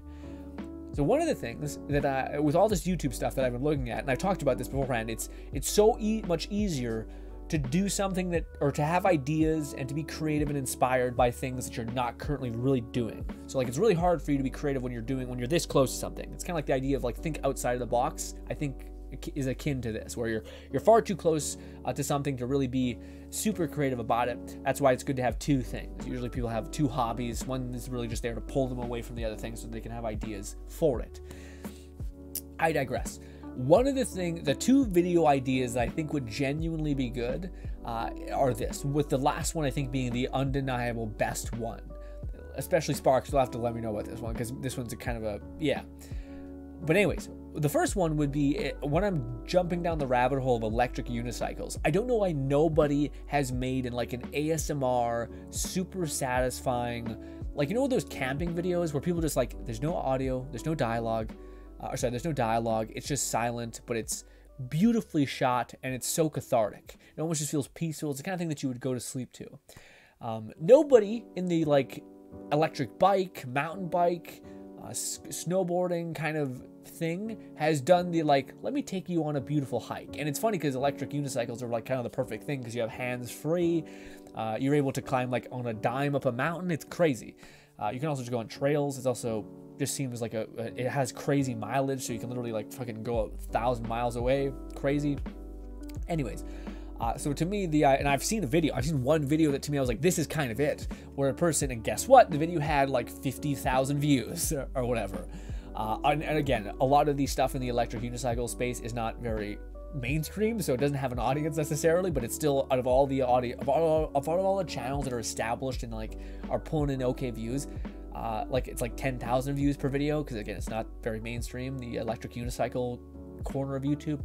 Anyways, but that one video spiked, and of course it's just this guy basically hiking up to this beautiful mountain and like meeting people along the way, and like seeing just beautiful vistas, and it's just gorgeous, and with him moving so fast and basically being like a trolley for his camera, it just looks so good. And I thought that'd be such a smart thing that could slot right into the ASMR community.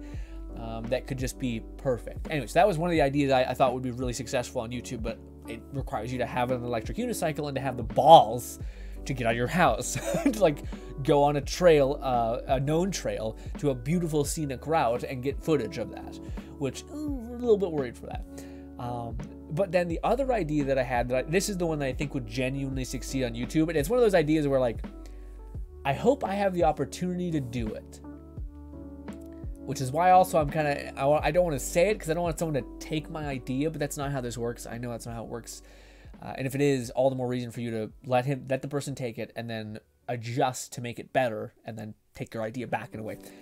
Anyways, the idea that I think would genuinely work, would be super interesting, would capture people's attention, and would basically have a ton of momentum because of its specific cool factor and interest is this. Do you guys know about a channel that used to play and still does play a lot of stealth games? The channel first got its start basically doing Dishonored perfect plays, essentially. So like they did a Dishonored run through and they played Dishonored like 1,000 times, like live, die, repeat style, where they ran through the level, found out where the exact enemy would fall, found out the exact pattern that the enemy would go through, and they just did that over and over and over again. Grinded and grinded and grinded. And eventually, they basically created like this weird live, die, repeat Groundhog's Day phenomenon, where like this guy is throwing a bomb through a window, jumping down. The person turns around, stabs him through the neck, and just keeps feeding into him immediately. It's crazy. It's beautiful. And it's a really cool video. It also probably takes a lot of time to get to the point in which you get a perfect run, a perfect execution of Dishonored, assassination chains, whatever you want to call it. But I keep trying to find this video and I can't. I Google it. If anyone finds it, let me know, because I just want to watch it. I just think it'd be a great video to watch. But my idea for this same idea is in VR games. I would love to see someone do that exact same formula. Do like there's like plenty of Half-Life Alyx, which you could do, like, even if it took you a year to do like the perfect understanding for how to get through this sequence, to where like it's just, you look like John Wick popping out, shooting a person, throwing a grenade perfectly, not this weird, like, every time I see a VR video, it's always a person being like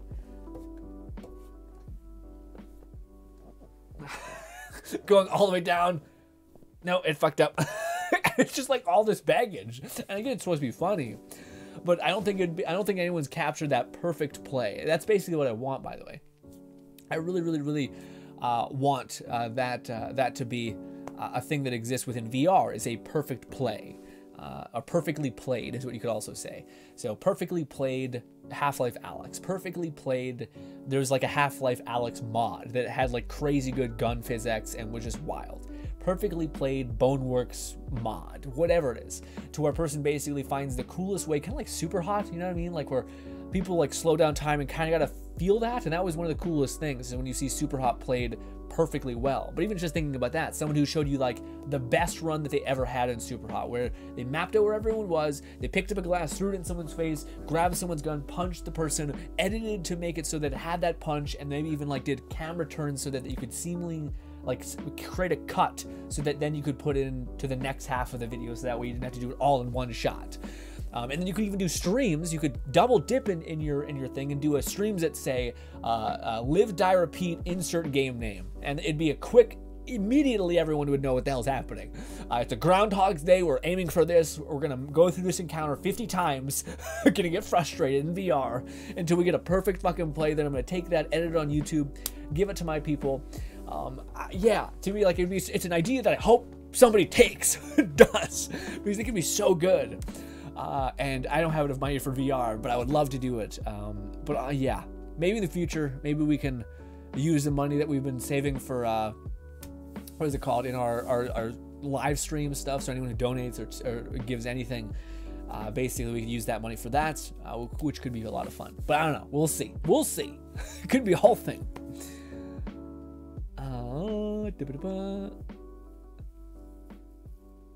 Let me catch up on chat, by the way. Sorry, I talked my ass off. Oh, but sorry, that I wanted to ask Sparks in regards to that. Like, do you think that'd be a video that you would watch about someone doing VR perfectly? Also, I think that's the other thing. I've seen certain channels that are like, they've done so much incredible work to tune the VR headset and or recording software to where it actually doesn't feel like nauseating. Ooh, so it actually feels good to view. Like, they pull the FOV back enough to where people can actually see what's going on, and it's not like you're, like, I'm looking up, but you're looking down, and it's weird, you know? Lone Sing, it says, I would say I have to give it to this character called Lydimel. Okay.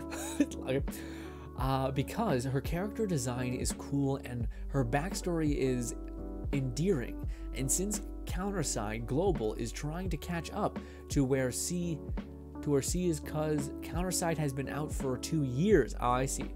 Overseas. I see what you're saying. Overseas. Gotcha. Of characters and had the story shown. Yeah, gotcha. So they're trying to catch up. It kind of sounds like the same thing that we're dealing with Tower Fantasy, trying to catch up to the other people. Lone Syndicate says, "God damn you, Sparks." Lone Syndicate says, "Now, if you were to ask me my favorite character for each type, the answer would be different." No, but this one, what's she look like? What's her design?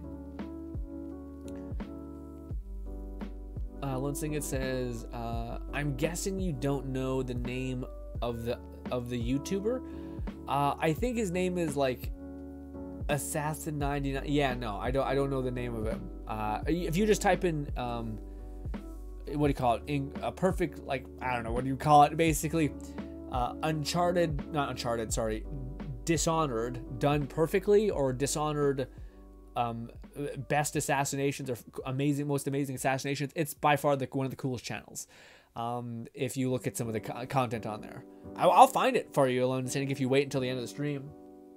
I could find it for you. I think it's like a guy's name, like Assassin 688 or something like that. Some sort of weird thing. Maybe it's not Assassin. But yeah, he does Hitman. Like he branched off into everything, which is cool. But to me, I'm waiting for him to do.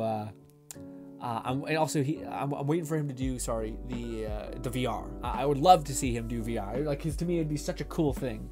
It also would be. I don't mean to diminish how challenging it would be, because you'd want it to be done in a way that is satisfying. Like, you'd want to see basically no breaks, no editing, no moment, and that's something that he does great. Is there's no voiceover, so it's just pure gameplay and pure like astonishment of like him finding the coolest way to do something and then showing it. So it's just deliver. There's no cuts. It's always like him perfectly running through a level, just annihilating people. And it's like he's memorized every single place where a person is. Kind of like speedrunning, except if the goal was not to do something fast, but to do something in the coolest way possible. It's such a good channel, by the way. Definitely will look it up for you at the end of the stream, because it'll be one that you add to the list of content to see. He uploads rarely too, which is all the more special, to where when he does upload, it's like, oh my god, which is why I think you'd have to have two channels. I think you'd have to have a channel where you like stream, kind of like our GRINN channel, and also a stream, or also a place where you'd upload the premium content, aka the video, which would be like Brothers GRINN or something, you know? We'll see. We'll see.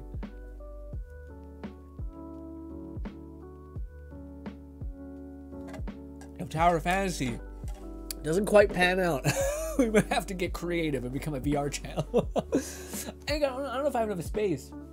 Sparks, do you know how much space you need to do VR? Is it like 10 feet? Hopefully, don't give me meters or something like that. I know feet. I can estimate in feet, but.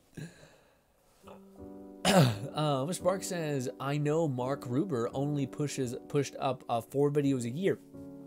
Yeah, Sparks, but he's like a fucking god. His whole channel is like Mr. Beast levels. Not really this, not necessarily Mr. Beast level stuff, but his whole channel is absurd.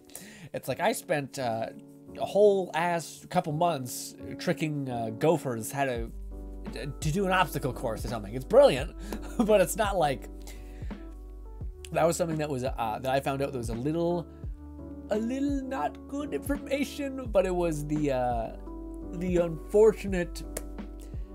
The more I think about, sorry, I'm so not good right now, but the more I think about the whole VR thing, the more I think just like, I don't know. I feel like there's not a lot of people doing that to where you could get away with doing VR of a lot of different types of games. Like you could do horror VR, you could do FPS VRs.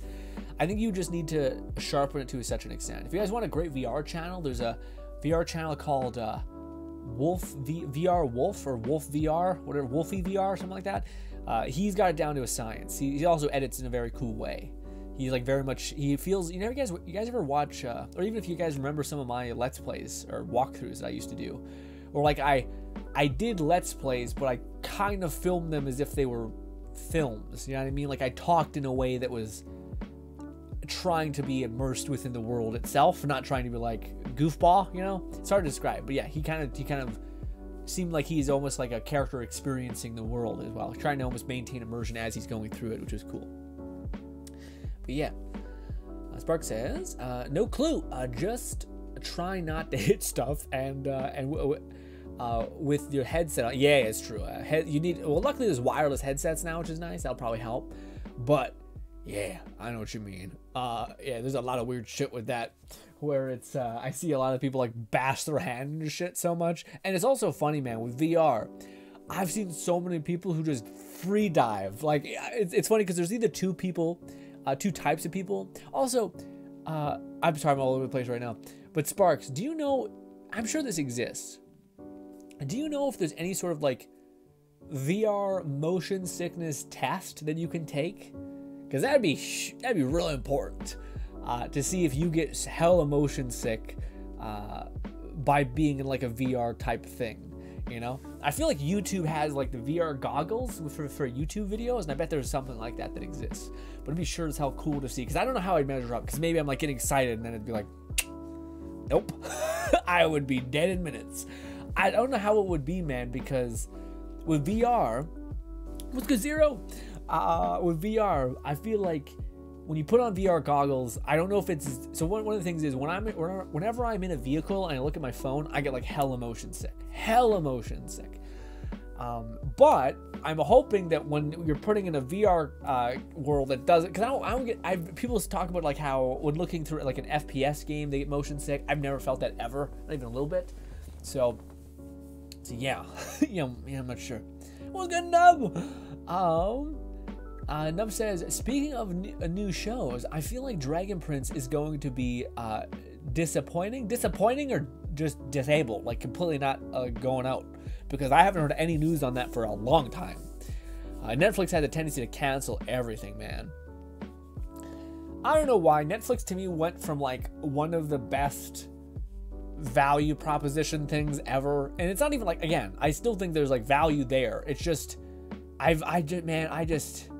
so many of their shows I just think are like made for the who is it made for, you know what I mean?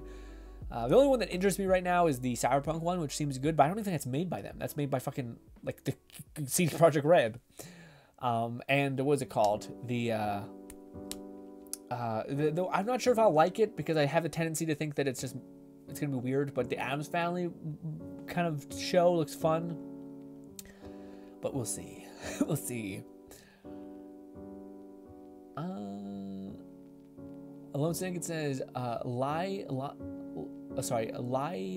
is a blonde-haired lady wearing a white outfit, military outfit, who has the most powerful telekinesis, and she uses her power to fire her weapons. Ooh, cool! So she's sitting there hovering with assault rifles, some shit, crazy. Cannons that look like a rip-off of a tank. Oh, golly! Oh, shit. Okay, awesome. Zero says, I pulled 0. Oh, cool. I put 0 on my Radiant account. Let's go. And now I have 2 SSRs on my account. That's huge. I'm jealous. That's awesome. Let's go, 0. That's huge. Cynthia and 0. Ooh, who's that one again? Cynthia? Who's Cynthia again? What's her weapon? I'll know her weapon if you say that. Is that the archer? Because if that's the archer, that's pretty nuts. Or is that the healer? Maybe we got a wand. If you got the healing staff and 0, that's less. It's not as crazy, but still good. Nova says they announced it in November 2 months ago, and teasers are coming out. And teasers are coming out recently. Interesting. Do you think they'll add another couple frame rate or not? I think they'll be like, no, you're conditioned to watch it with this frame rate. Because I always hoped it would level up a little bit. I think it's coming on November 10th. Okay. What kind of shows have you enjoyed recently, Nub? Anime, otherwise, doesn't matter. Just curious. Because yeah.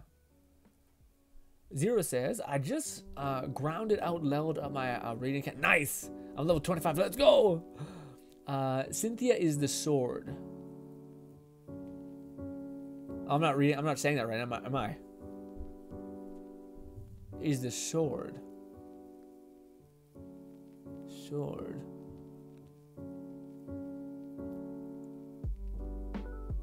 Is that what? Yeah, I don't know. I know Merle, but I don't know a sword. No, are you talking about the banner, the limited banner, the old limited banner maybe? I don't know. Spark says, I kind of hope that Genshin would allow for 240 FPS. Maybe. Yeah, the only reason I would say I'm not sure about that is because I don't know if Genshin cares that much about the PC part of their community. You know what I mean? Unfortunately. But that'd be great. Lone Singlet says, and her ultimate ability is she uses telekinesis to pick up a ship and slam it into an enemy, and it explodes. A ship? Like a whole ass ship? Like a Star Killer who like literally picks up a whole ass thing and chucks it into a planet? Just came to mind. Sorry. I've never been someone who cares about frames, so I don't know. Oh, in terms of Genshin. Yeah, I mean, I think everyone cares to a point. Usually to a point. Granted, when I first met Nub, I was aware his main source of seemingly gameplay was dating sims. Or visual novels, sorry. Visual novels, different thing. So yes, that makes sense. That adds up. That tracks. Nub says, recently, not so much because nothing good is out, just Overlord. You didn't like Skeleton Knight or anything like that? Overlord looked great. What's the other one that I thought would look good because it kind of seemed like similar to Overlord? I don't know. Nub says, the new Rick and Morty is looking to be a bit disappointing. Man, Nub, I was so disappointed by the last season. Apparently it's better now, maybe. I just really hate the like nothing matters pretext, essentially. Like I liked it when there was like a through thread that we followed.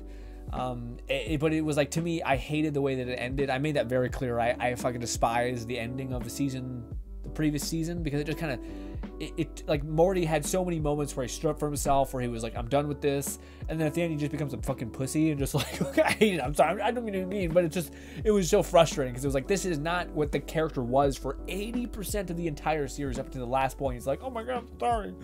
It's stupid. Anyways, but yes, I'm hoping for season 2 to be more of the thing that I think people like, because I think that was everyone's cumulative criticism for the previous season, for Rick and Morty, was basically that people were like, I don't like the fact that it's bullshit, like there's no through thread, essentially, and if it is, it's like the beginning of the episode and the last episode, that's the only through thread, you know. Claudia, that makes sense. Yeah, Claudia. I thought, is it Claudia? Yeah, because I thought the girl with the big sword. Yeah, that's on me. I should have auto corrected that. Sorry.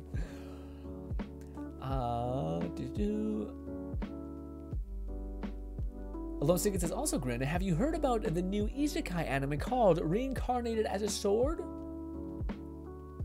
Wait, no. Is that actually getting easy? Oh my god, man, Carthage is gonna be so excited.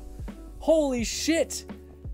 I remember hearing, unless that's different. No, it has to be the same. Yeah, I heard about this. Carthage was telling us about this years ago. OG, amazing person. He's in Taiwan now. Time zones are hard. He pops in like on occasion. We love him. But he was telling me about this book he was reading that was amazing. It was like a guy gets reincarnated as a sword. I think there was like this cute, I don't know, weird like girl with some sort of anthropomorphic girl, whatever. He was saying how good it was. It has so much source material. So the fact that if that's the one getting an anime, that's huge. That's amazing, because he was all I remember is every time he was telling me about it, I thought, that's a cool idea, that's a cool premise, I wish that could become his anime. The only other anime that I thought he told me about, which I thought was such a cool premise, was, it was something like a guy gets reincarnated as a goblin or something, but then he trains these like kids that were like about to be sacrificed. And he basically trains these kids to become stronger. It was like kind of like reincarnated as a slime, but more like hiding in the shadows and doing stuff. It was cool. I can't remember exactly the premise, but it was like this guy who trains these heroes, and this goblin thing is like a good guy in a weird way. And yeah.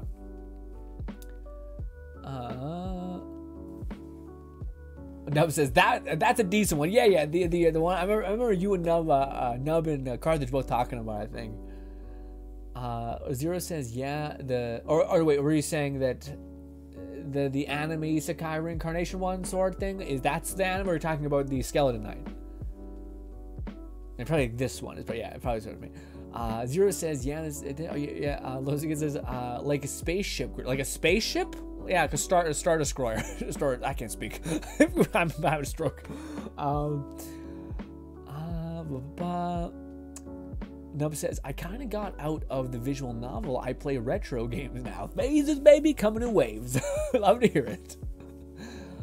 Zero says, Syntha is a Goru blade. Oh yeah, giant, like fire, but yeah. Nub says, wait, season 4 or 5? The previous season. So like the current season, the one that was beforehand. Yeah, basically, like, all I remember is, like, there were moments where Morty was standing up for himself, and he was actually becoming a person. He was going through, like, a break. He was going through a bunch of shit. He had, like, lived and died 1,000 times and all this stuff. But then, at the end, he kind of just becomes a bitch, and he's like, oh, I'm so sorry, Rick, forgive me. And it's like this whole time he was basically, like, standing up for himself, and then, like, that Morty didn't exist. That was some sort of other dimensions one. I fucking got so mad. It was such, like, to me, and it felt meaningless. It felt like, that's the thing where, like, people are like, oh, we're gonna play it loosey-goosey. The problem with that is that when you get to the 5th season or even the 2nd season, people start not caring because you don't know what matters. If nothing matters, it's aimless. This is my problem with Simpsons. I know some people love it, but to me, if there's no through thread that pulls you, and, like, if a character never changes, if there's never any sort of thing where eventually, hey, this character grew and become different or has become different, then I just feel like it becomes, you're just watching the same asshole, and you're going to be able to predict what they're going to do next because you've seen them for a season and a half. So to me, the characters need to progress. There needs to be change. There needs to be some sort of, like, hey, I'm getting my head on my ass. Morty's not a fucking kid who's an idiot anymore, or a baby who's just like, wow, what's happening, you know? Anyway,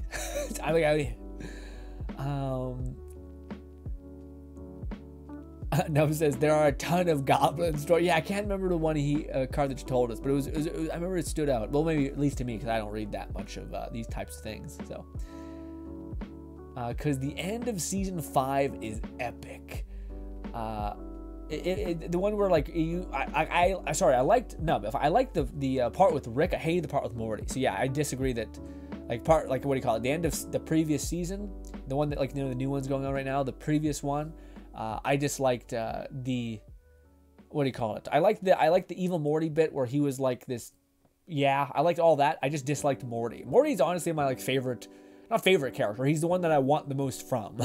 Rick is always going to be Rick, but Morty, I'm like, you need to change. You need to become something. You need to fucking, and there's moments where he's a fucking, like, actually awesome. Like, when he defuses bombs because Rick's a fucking psycho who constantly gets drunk and he has to do this on a daily basis, you know?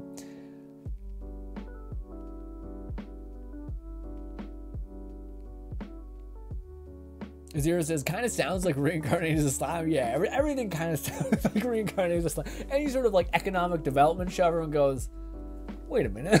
And it's like, yeah, honestly, that show does a great job about it. I'm not sure how season 2 of Overlord, or sorry, the newest season of Overlord handles it, but Overlord has always been, like, so good about, like, the warfare aspect of, like, growing an army, becoming power. It's probably the best for power fantasy, but man, reincarnated as a slime really, like, it does the economic development. I keep saying that, but it's like, it's something so satisfying when you see, like, a little tiny shitty village slowly become this, like, the bathhouses are going on. Also, they know how to make it resonate because they surround a Rimuru with these, like, people who are like, what the fuck is going on here? And it just makes it feel more like, yeah. Because that's the one thing I feel like so many anime do, which is, like, things are only as special as the people who react to them, essentially. So, like, if it's always like, oh my god, look at these crazy things, and there's, like, 2 minutes of a person being, like, normal people being like, oh my god, it's crazy, who cares? It's not satisfying. Whereas if you build up the, like, how crazy this is, and then the people, like, again, that's something that Overlord does pretty good when it comes to power fantasy, which is where, like, you finally, like, everyone craves the moment in Overlord, I think, where like, the unveiling of how absurdly, stupidly, like, you're fucked. Everyone just like, oh, we're fucked. That moment, like, everyone waits for, where there's, like, I take off my ring and you're all fucked. All right, you think you're a hot shit, this person's your biggest warrior, immediately cratered. How, you think you're hot shit? No, boom. And it's just that over again. Except they've somehow found ways to make it so that it doesn't get repetitive. I don't know how necessary that is, but they do a hell of a good job with that with Overlord. There are a ton of goblin stories. Both are decent. A Skeleton Knight kind of got boring later IMO, so I stopped reading. I see, yeah. I'm only talking about the anime, but I guess there's the book, right? Yeah. Reincarnated as a sword is still not bad. Okay. They kept reverting all progress even now. They keep reverting all progress even now. Oh, in season 5. Okay, yeah, see, I don't like that. Yeah. To me, I feel like it just makes me bored. Like, I've always said this, but, like, I know what Rick's gonna do before he does it, so it's not interesting. And it's like, oh, I'm gonna break the rules, do something like absurd and all that stuff. I'm like, okay, I've seen it 1,000 times. Morty's gonna be like, oh my god, I'm freaking out, and then does something maybe slightly impressive for who he is, and I'm just like, yeah. I don't know how people don't start to be able to predict what these people are gonna do and be like, I'm bored. I'm quite kind of bored. Now if Morty would evolve and become something a little bit different, then it's like, oh, okay, holy shit, this is interesting now. Granted, I guess maybe that's just a formula for shows that like, no, if we change or if they change, then they could alienate people in a way and make them less fun. I don't know. Azura says, Mia is still my favorite character. Is Mia the little tiny like robot assistant? So much better than Paimon. I like Mia too. She's cute. At least right now. We have had spent too much time with Paimon, but still. Mia's a chill character. A chill, cute character. Not so much Paimon, who's an aggressively active cute character, maybe.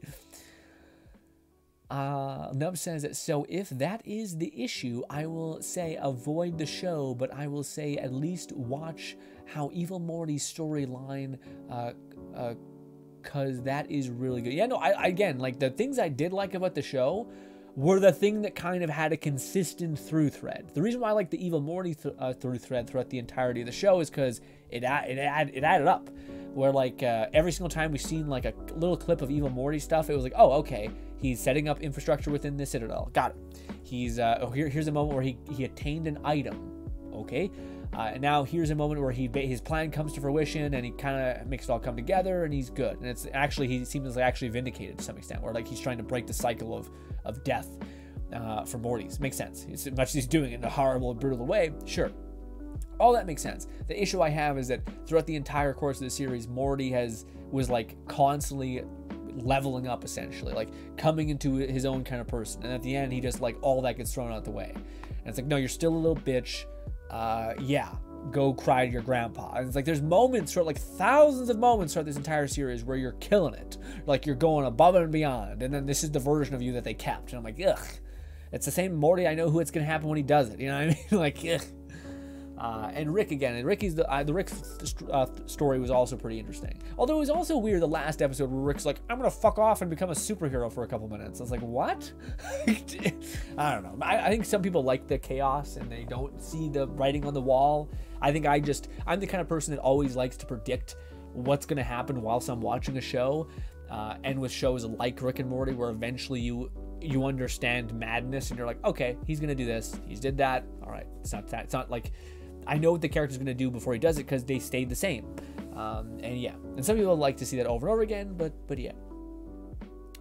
You still haven't watched Overlord? Oh my god, alone this thing, you're going to love it. You're going to love it, especially because you like some of the darker shows.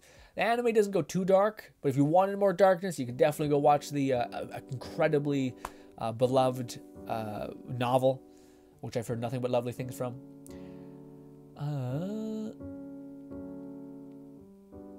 The Lone Ticket says Simpsons is going on how many seasons? Like 20. Oh no, it's been on probably way more than that. I would have thought. It's wild. It's one of those ones where like, holy shit, still? Yeah, it's not quite like One Piece, I don't think, but close. I just wish the source material of Reincarnated as a Slime was better because it gets real shit real fast near the end. Yeah, maybe the anime will tighten it up, hopefully. Although, yeah, to me, Reincarnated as a Slime has been making a pretty good pace, but where like each season, it's handled like a different thing that I kind of quite enjoy. Like the first couple seasons have the power fantasy, attaining like characters. The latest season I was worried I wasn't going to like because it does way more economic stuff. But I actually enjoyed it, you know what I mean? Like, I think that's always the thing where, like, I'm open for people doing different stuff and, like, trying and having fun with different tropes and formats. But I think you need to understand what makes those formats fun. Like, again, it's like a power fantasy show where nobody reacts to the main character, or if they do, it's for 2 seconds and then it's over. And it's like, that's something that Overlord, I think, does really well, is where it's like, this person's insane. Like, you don't realize. Like, that was one of my favorite parts when Ainz... the knight, like the Dark Knight, Ainz' hero persona. not Ainz. Is that right? Yeah, Ainz Ugol. Yeah, it's Ainz. Where his hero persona, he met like the other like vampire girl and all the other heroes, where everyone's just like, and like he's immediately ushered into some of the best of the best. Like it was a very fun moment where it's like, okay, cool. Any moment where a person gets to sit with how crazy this person is wild. I still hate the lizard arc. The lizard arc to me, I thought did not need to be in there. But anyways, I might be a hater ass bitch. So yeah. Nub says, I just wish the source material, it was better at the end. I feel like it gets,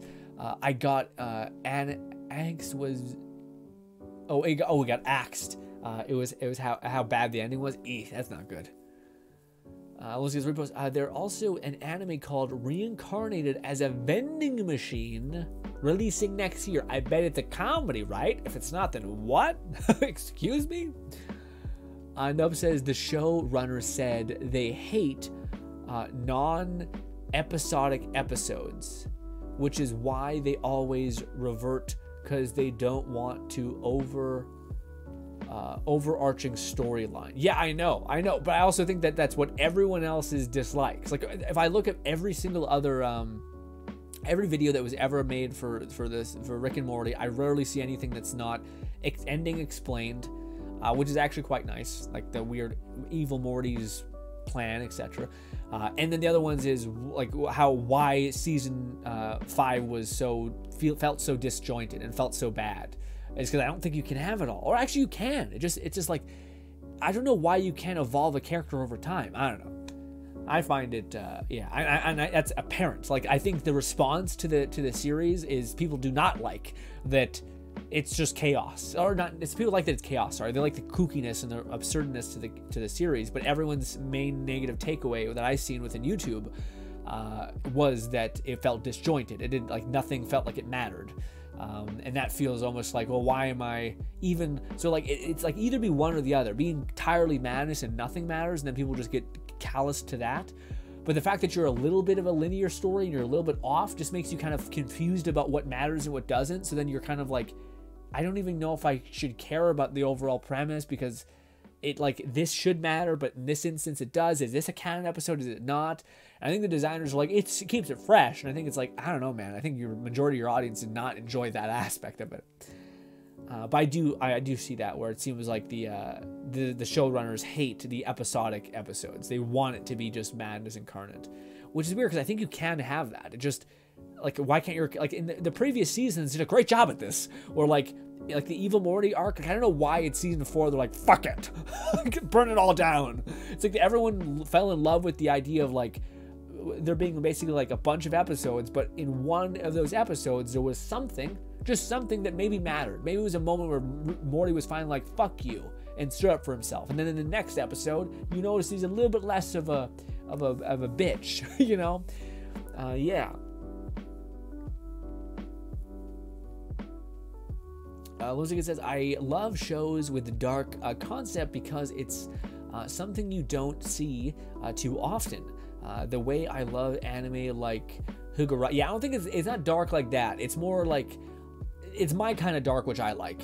I like dark that's more, it basically has a storytelling implication. So one of the elements of Overlord is that Ainz is an undead, therefore he doesn't feel human emotion anymore. He just has his previous memories of what human emotion does. So he kind of has like a base level, like moral conscious, but without it having any backing. So he kind of has values, which he tries to not succumb, but he also is not trying to break those values. Like, he's not going out of his way to make sure certain servants aren't doing absolutely abysmal things. And as the show goes on, and as he exists in this world longer, he tends to create new memories. Memories in which he doesn't need to be the good guy or can't have any human values anymore, which is kind of a charming, horrible aspect of the show. But it goes dark into, like, there's one of the things, it's never explicit, or I shouldn't say that. It's never, in Overlord, the point is never to show you something hella gratuitous that makes you feel gross. It's like, this world has an underlying sinisterness that every world kind of has, but this show shows. Like, for instance, Demiurge, this is just a quick little aside, the anime doesn't really cover, at least in season 2, kind of alludes to it, but the novel goes hard in the paint in, which is basically the demiurge. This is just a side. It's not going to be too much of a spoiler, but demiurge, which is his what do you call it? Chaotic evil. Not chaotic, but he's evil. He's max evil. He's a demon. They're basically trying to find out how to get like scrolls, essentially, for Ainz, because Ainz can like basically you can just deploy a bunch of scrolls and you'll be good to go. But they quickly find out that flesh is what's used to make scrolls. So Demiurge, being a demon and having no chill, he basically creates like a factory of human farming flesh, essentially, which is brutal, which is basically a prison where he like regrows humans' flesh, rips it off, and people are just in a purgatory hell. And Ainz is like, oh, cool, scrolls. and Demiurge is like, I got you, buddy. And he never bothers to ask. And I think there's a moment where he is like, oh, where did we get the resources to this? And Demiurge is like, I followed your example. We increased production by 20% or something. And he's like, great. and yeah, and I don't know, maybe Nub will fire back and be like, Ainz would not give a fuck if he was aware that it was human flesh. But there's like that moment of like, ugh. Also, there's a moment where like there's there's adventurers that try to break into Ainz's kingdom, basically his labyrinth, and the anime kind of hints at like, oh, he destroys these like adventurer heroes trying to break into his labyrinth, but the novel goes into how sinister that is, where like his servants are the worst, basically. His servants are the best and the absolute worst. But what do you call it, Syndicate? Whenever you start watching it, I hope you tell me about it, because I want updates. Because there's a moment with one of the characters. Nub will know it if he remembers it from the anime, where in the very beginning of season 2, I think, maybe season 1, I think it's season 2, where there's a character that comes across as really sweet, really kind. And oh my god, like there's this sweet woman who comes up to them and is like, oh, are you lost, sweetie? And then just, oh my god. And then the reason why it's so crazy is because every character in Overlord is based on like the D&D chaos system, it seems like. That seems like what the MMO is kind of based on, that Ainz gets trapped in. The D&D level of like chaotic neutral, good, lawful good, and a lot of his characters are evil. So, but they're not lovable, which is the fucked up thing. It's like they have no moral conscience, but they're characters and complex and fun, but they're undoubtedly have no chill. Like they'll just slaughter anybody. Basically, it's horrible. But it's also like these characters kind of like are crazy, you know, which is wild. It's a testament to how good the writing is. Nub says, nah, the lizard arc literally made me stop reading the novel for about how you right? Yeah, man, I fucking hated it. Fucking annoying me as shit. I just give me back the moment though when he does come like strolling up on a cube or something. It's pretty iconic, but everything else, yeah. No, Overlord gets real dark. Oh, later on is that what happens? That's my feeling, Nub. I feel like the first couple seasons, Ainz was kind of under the impression of like, let's hold back, let's not be too crazy. But then as the season goes on, as he exists in this world longer, as he creates new memories and does more things and can justify doing them, he seemingly becomes more and more demonstrous.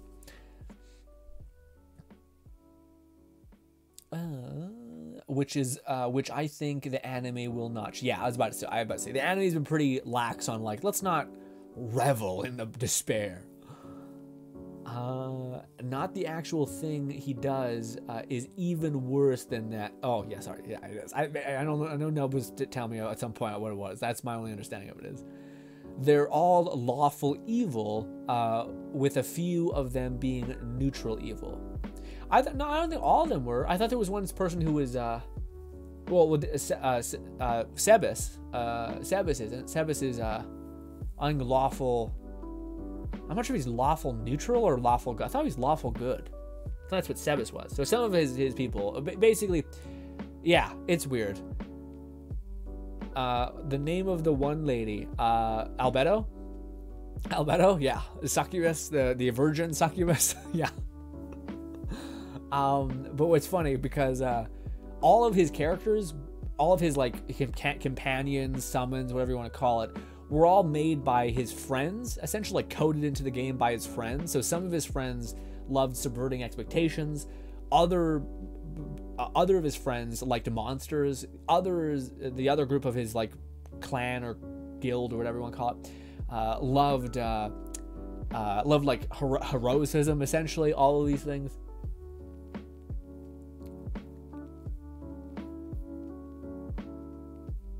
Yeah, okay, so Seb is his lawful neutral. I thought he might have been lawful good. There's not one that's good? Kind of makes sense. I thought there was at least one that was good. I thought the girl who was the girl with the maid who has like she's like the animal hybrid maid person who has the fists. I thought she was also surprisingly lawful neutral as well. Maybe lawful neutral is all you can get. It's just like, yeah. Although Seba seems pretty goddamn good. Ah, yes, Alberto. She looks great. She's great.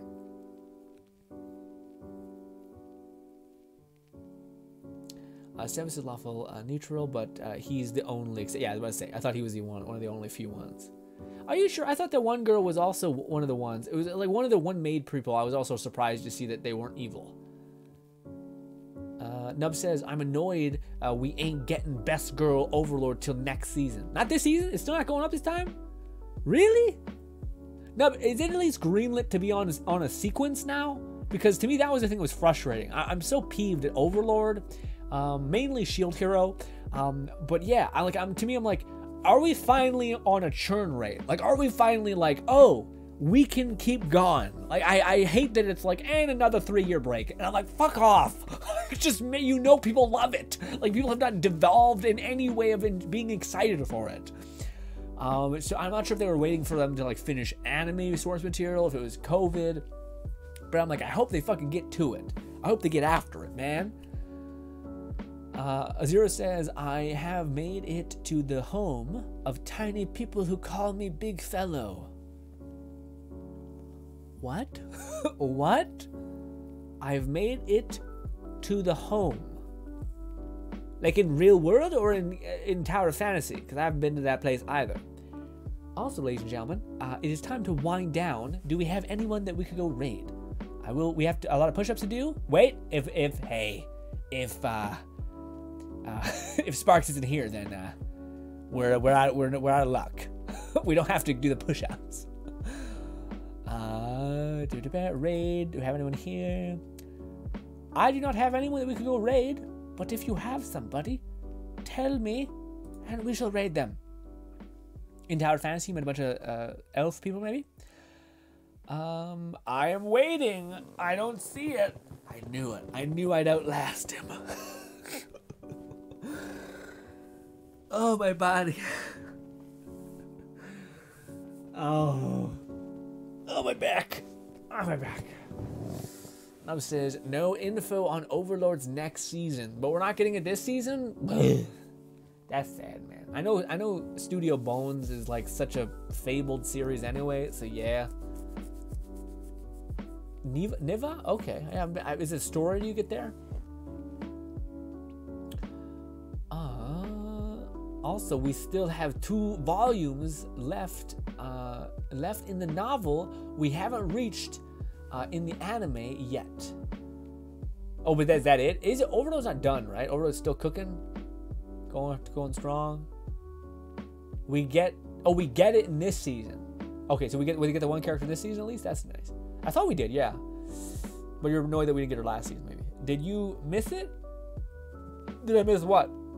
Last ep of Overlord was 3. No, I don't watch current. I don't watch current now. You know this about me. I can't handle it. They'll do that next time on Dragon Ball Z, and I'll kill myself. I can't hold back. I get annoyed. I'm like, fucking what happens? So I wait for a show to complete, and then I fucking just devour all of it because I'm a glutton. And also I can't handle like the, well, what happens? Ooh. So no. But yes. I'm gonna wait till Overlord's finished, and then I'm gonna devour it. But also, I have so many other things to watch as well. Yeah, I still haven't watched Shield Hero. Still haven't watched Skeleton Knight. Still haven't watched. I'm gonna watch Fruit of the Evolver because I hear it's funny. That's my next one to watch, and then it's finished, and then I'm devouring it. Oh no, Nub says it completed 3 days ago. Is what I meant to say. I'm pretty sure. Oh wow. Okay, so it's ready to rip. Oh, really? Wow, That was fast. I feel like that was really fast. Actually, okay. Huh. Okay. Then in that case, I still think I'll watch Fruit Revolver, but that might be next. Why didn't I just say it, Neva? That's what I thought it was. No, it's okay. I appreciated the journey, honestly. Sparks will not be here to claim his points. No, he will not. Ladies and gentlemen, we have evaded death once again, okay? I am not gonna, the reason why they're called status points is because whoever pulls the trigger better be here to crack the whip, okay? Or else there's no point in it, okay? So I just don't want to do it. I gotta go work out anyway. I gotta do push-ups and I gotta do attack bike and shit. I gotta do arms. Nub says it starts in July and only went for 13 episodes. Did it go for longer? I feel like the first, I don't know. Overlord is one of those series that feels superly well, like incredibly well paced, to where it feels like you cover so much ground in such a good amount of time, to where you don't feel like it's, yeah, like it's like, oh, that felt like 24 episodes, but it was 12, you know? No, says streamers scamming us for free points. You have to be here. I've always said this, okay? Otherwise, it just doesn't make any sense. Then I'm just the masochist, all right? If you're here, it doesn't make it weird, okay? I'm basically like, please whip me. No matter what, it'll happen. What? No. You have to be the one to hold the burden of your action, okay? Last time on Dragon Ball Z, and now the epic conclusion. Yeah, man, brutal. Can't handle it. I know some people handle it. They're like, yeah, I'll just wait. I'm like, I hate it, especially when they ended on some. Every anime is getting clever, and they're like, what if we really milk it? And I'm like, god damn you. That is the month of my birth. Oh, is it the 13th or what? Or July. Ladies and gentlemen, thank you so much for your time. There is a video out on the Share Grin channel of me talking about a series or an anime that I liked a lot, actually. It's called Moonlight Fantasy, some sort of weird thing. It's fantastic, but it was really, I also had some negative takeaways, which I'll probably cover on Monday, probably. Because yeah, that's our when I upload our like weird anime podcast, which we're probably gonna do that anime podcasty thing probably towards the end of this stream for the people who are still here hanging out.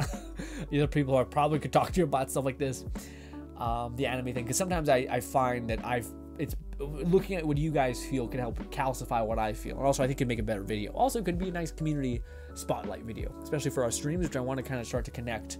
Share Your Grin, Brothers Grin, to Grin as kind of like our stream hub, but create content for both channels that can kind of be a community hub, I guess. But that's might be a little bit far away still. But last, ladies and gentlemen, thank you so much for your time. Hope you enjoy the rest of your day. No subscribe button. No subscribe button. Also, there's no one that we can go raid. No one gave me a name. Also, I don't have anyone really that we can go raid. So we will just wind down for right now. But we will be streaming tomorrow over at Twitch. We'll probably be playing a lot more Tower Fantasy. We have a lot to grind out, actually. We have like Fortress Clash and even more. But yes, love to see all of you. Thank you so much for hanging out with me. Also, Lone Sega, do you want the channel, the Dishonored, speedrunning kind of perfectly done channel, or nah? I feel like it could be. It's pretty easy to find, but still. All right, give me a sec. I'll find it. Give me a sec. Oh, my legs.